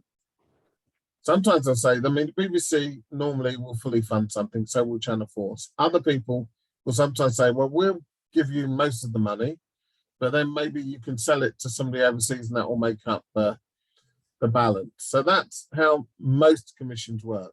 However, and I've just done one of these for Viacom, people also offer work for hire deals. And they basically say that we want a film from you, but it is work for hire. So you'll get a 10% profit margin on the project, but we will own the work and we will basically, we're buying out all of the worldwide rights. And, you know, so my company, and yeah, we did Unapologetic just now for Channel 4. We did Black and British, which is on BBC 2. We've got Beauty and the Bleach with Tan France coming out soon. We still did the work for hire because we wanted to see if we could build a relationship with the broadcaster. Now, as it happened, we lost money on the deal because one of the things that work for hire is if there's an overspend, you suck it up. So we lost money on the deal, but we knew that was a possibility when we went into it. So I would say, if you've got an idea that if you've got an idea that a broadcaster wants to make, you could probably go to an independent production company and they could pitch it, and then you get into a negotiation with them about how much are they going to pay you? Do you get to work on the project? Will you get a share of the overseas sales? But I would say the main thing early on is just get published. Build credits, get your air miles, get done. There are people, there's a woman called Trisha Doodoo, who some of you may know. Trish just comes up with ideas. That's all Trish does. She will phone me up and she said, I've got access to this great couple. They've been together 150 years and they're still having sex 55 times and we're gonna have a camera in the bedroom. Do you want it? And if I want it, you know, then we'll talk about the terms. You know, so if I sell it, then she gets half of this and a third of that and 10% of whatever. And that's all she does. She doesn't want to make things. She's happy just to come up with ideas and then sell them. There are other people who I would say, certainly in Birmingham, which they're trying to grow as a content production hub. Find a local company that you like and come to an agreement with them that you'll bring them your ideas. And if they want to take them forwards, you will get to work on them and you will get credit and you will get paid. And the joy of that is they're always in conversation with broadcasters. So they got a sense of who's looking for what. This is one of the things that if you're in an established production company, you get the inside track on, you know, so we have a meeting with Channel 4 every 2 weeks. And I can say, well, what do you want to do about the history of the bitch slap? And he'll say, somebody's already doing it. And I don't need to spend any more time or energy developing it because I know certainly for Channel 4, that's gone. I think when you're outside of the system, you spend a lot of time developing stuff. And then when you go in and then they say somebody's already doing it, I know it's hard to believe, but it probably means somebody is already doing it because we're all, yeah, it's a communal zeitgeist that we're in. And it's much stronger than I know two people, and I know both of them think they had an original idea at the same time, and now they're arguing about it. And I'm the only one who can say, you talk to me about it on this date, and you talk to me about it at that date. So you both had the same idea, so you probably should work together on it. So, but that's what I would say if you've got ideas, try and find a company that you like, that you can work with, because it's that relationship that will get things done. That's such amazing advice, actually. And also going back to certain things, if there's certain projects that you love and you want to have ownerships, you can just give the ideas that you're not so attached to just get them published, to just get in the room and keep moving and keep the good ones for, you know, maybe yourself that you think that you can do really well and keep the IP for. So if you've just got an idea that you think a production company might like and you're not too attached to it and you're happy to just do pay by hire, you know, that's the way to go, really. Yeah, if you've got, here's the thing about, and then it's one of the reasons YouTube works really well. If you've got an idea and you have to collaborate with someone to make it, even in the act of collaboration, your idea gets smaller, because in collaboration, you're bringing on some of their idea and their approach to it. And that's before the cameraman tells you can't shoot it like that. And before the sound man tells you can't get the sound in that way. And then the editor tells you, I'm sorry, but this doesn't cut together. And then the commission editor tells you, I know I thought it was that, but now I think the story's more like this. And by the time the thing gets to air, it's nothing like what you originally came up with.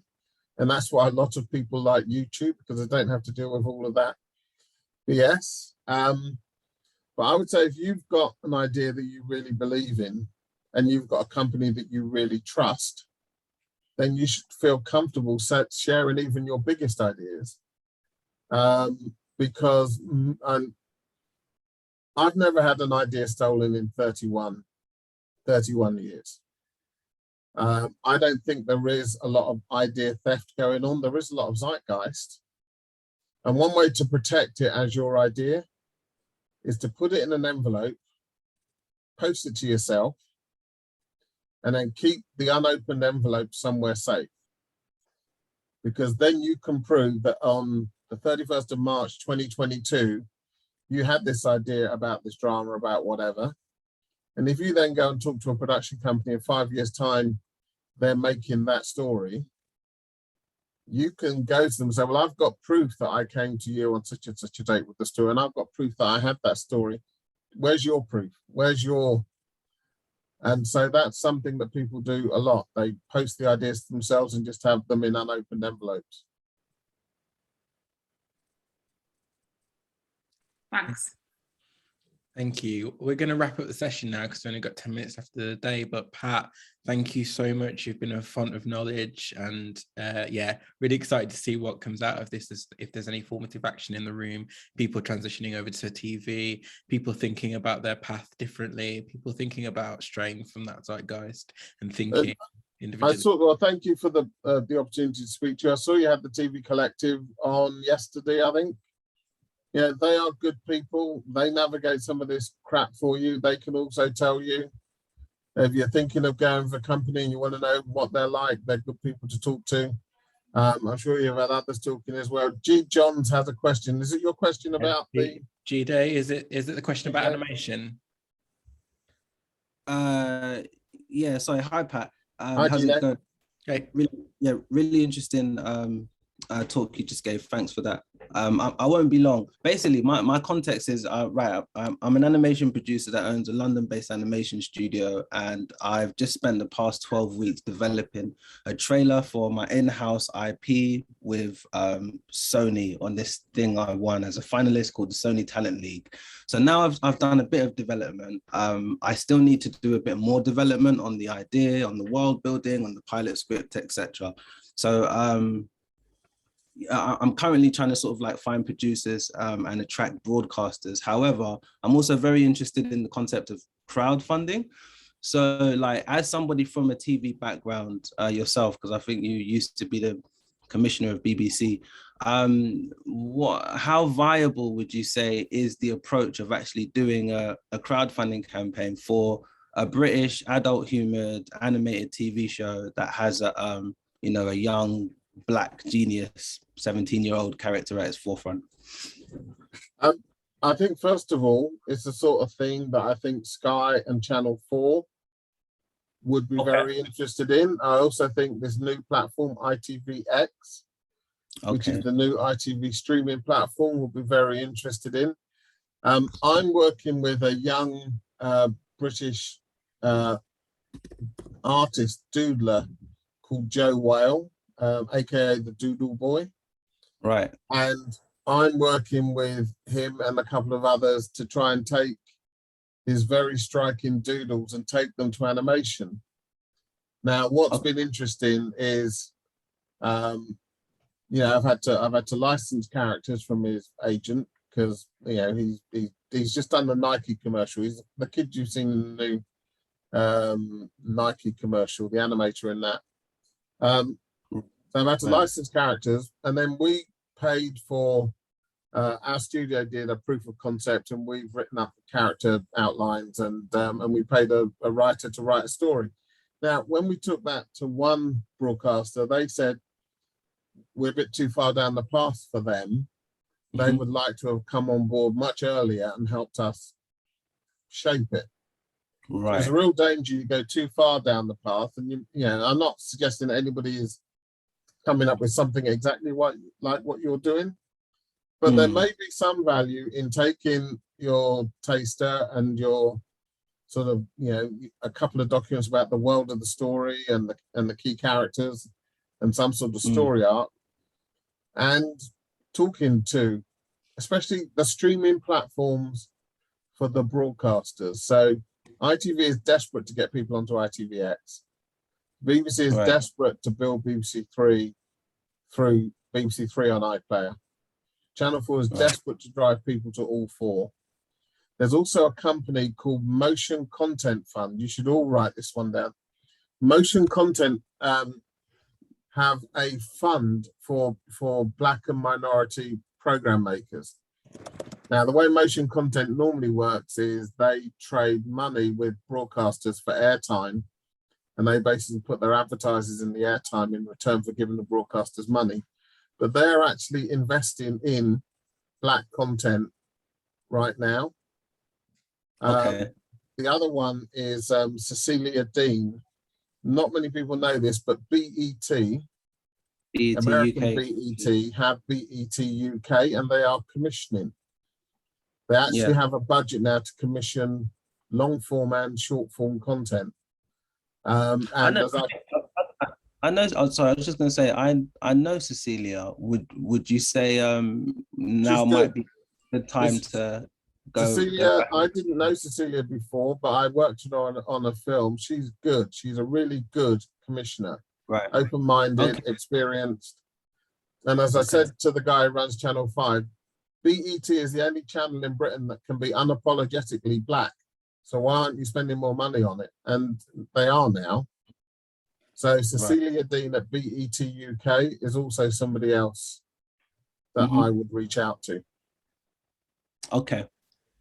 Thanks for all. As regards crowdfunding, yes, if I can, Priscilla and Rico have got my email address. I'll see if I can find the Video Game High School, because that will just give you an example. They just went out with a taster and a vision for what the series could be and just said, give us some money. And I've actually, there's a French woman I know who's been funding documentaries via crowdsourcing as well. So you have to think about what the prizes will be. You know, give me £1,000, you can come to a launch party, you can get a credit. You give me £5,000, you can have a private launch party. £10,000, I'll come around your house and bathe you or something. But well, the Video Game High School, they said, you give us £25,000, we will come to your house and with the talent and have a party. You know, so interesting prizes. Yeah. Okay, can I take your contact details from? Yeah, who did you say? Get them from Priscilla or Rico. They got them. Thank you. I shall do. Thanks a lot for that, Pat. Appreciate it. And that's all we have time for today. I'm going to quickly again thank you, Pat, and you're welcome. Have a good one. Yeah, no worries. And thank you to all our. You're welcome. Ciao. And thank you to all our speakers today. I'm going to hand over to Priscilla to quickly wrap up the day. Priscilla, are you there? Yes, I am. Hey, Priscilla. Thank you for the incredible job, Rico. That was amazing. And Andrina and the whole team, and especially the Procreate mentees, Procreate ScreenSkills mentees. This Tnb Xpo was done in co-production. It was co-designed. So I'm really proud of that. And I've just been blown away by the support and the talent amongst us. And these are looking at good times. And as I said before, and Pat Young has said, and he's just been a brilliant way to end this inaugural TNB Expo, because he understands autonomy, he understands the importance of independence, and he knows we have it within us. So it's in our hands, folks. So let's do it. Let's crack on. Let's not stop believing in ourselves. I think yesterday, we're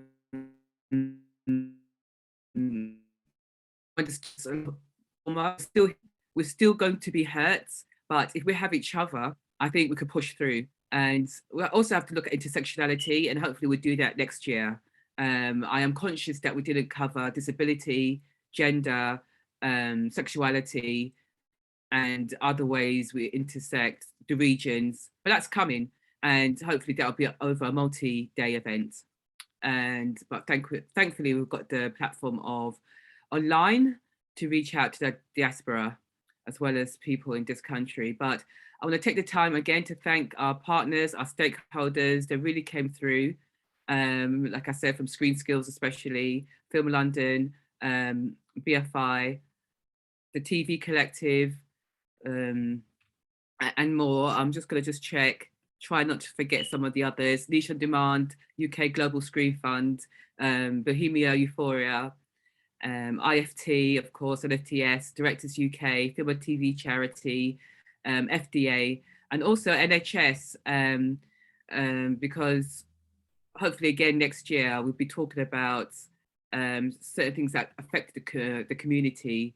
And for me personally, sickle cell, I'm a sickle cell warrior, and that's what's interrupted my life. And I think other people have other conditions or things that are living with that is particular to the Black community. I want to bring that out.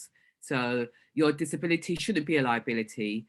It should be something that makes you who you are, and whether that's more the resilience or, you know, more in tune and empathetic, that's fine. So yeah, I want to thank you, the attendee, for listening, for being present, for having an open mind, and hopefully the courage to push forward and to be yourselves and have your voice. So for 2022, we're out, peeps, we're out, we did it. Come on. Yay. Yeah. Well done, Priscilla. Well done, Priscilla. Great work. Thank you. Bless you. Much, much love. And yeah, 2023 starts now. But till then, rest, relax, and let's come back hard. Hope you get some rest. I'm gonna sleep. Well done. Pick up yourselves, yeah. Priscilla, can we watch this? I was working part of the day. Are you going to put this on YouTube or anything?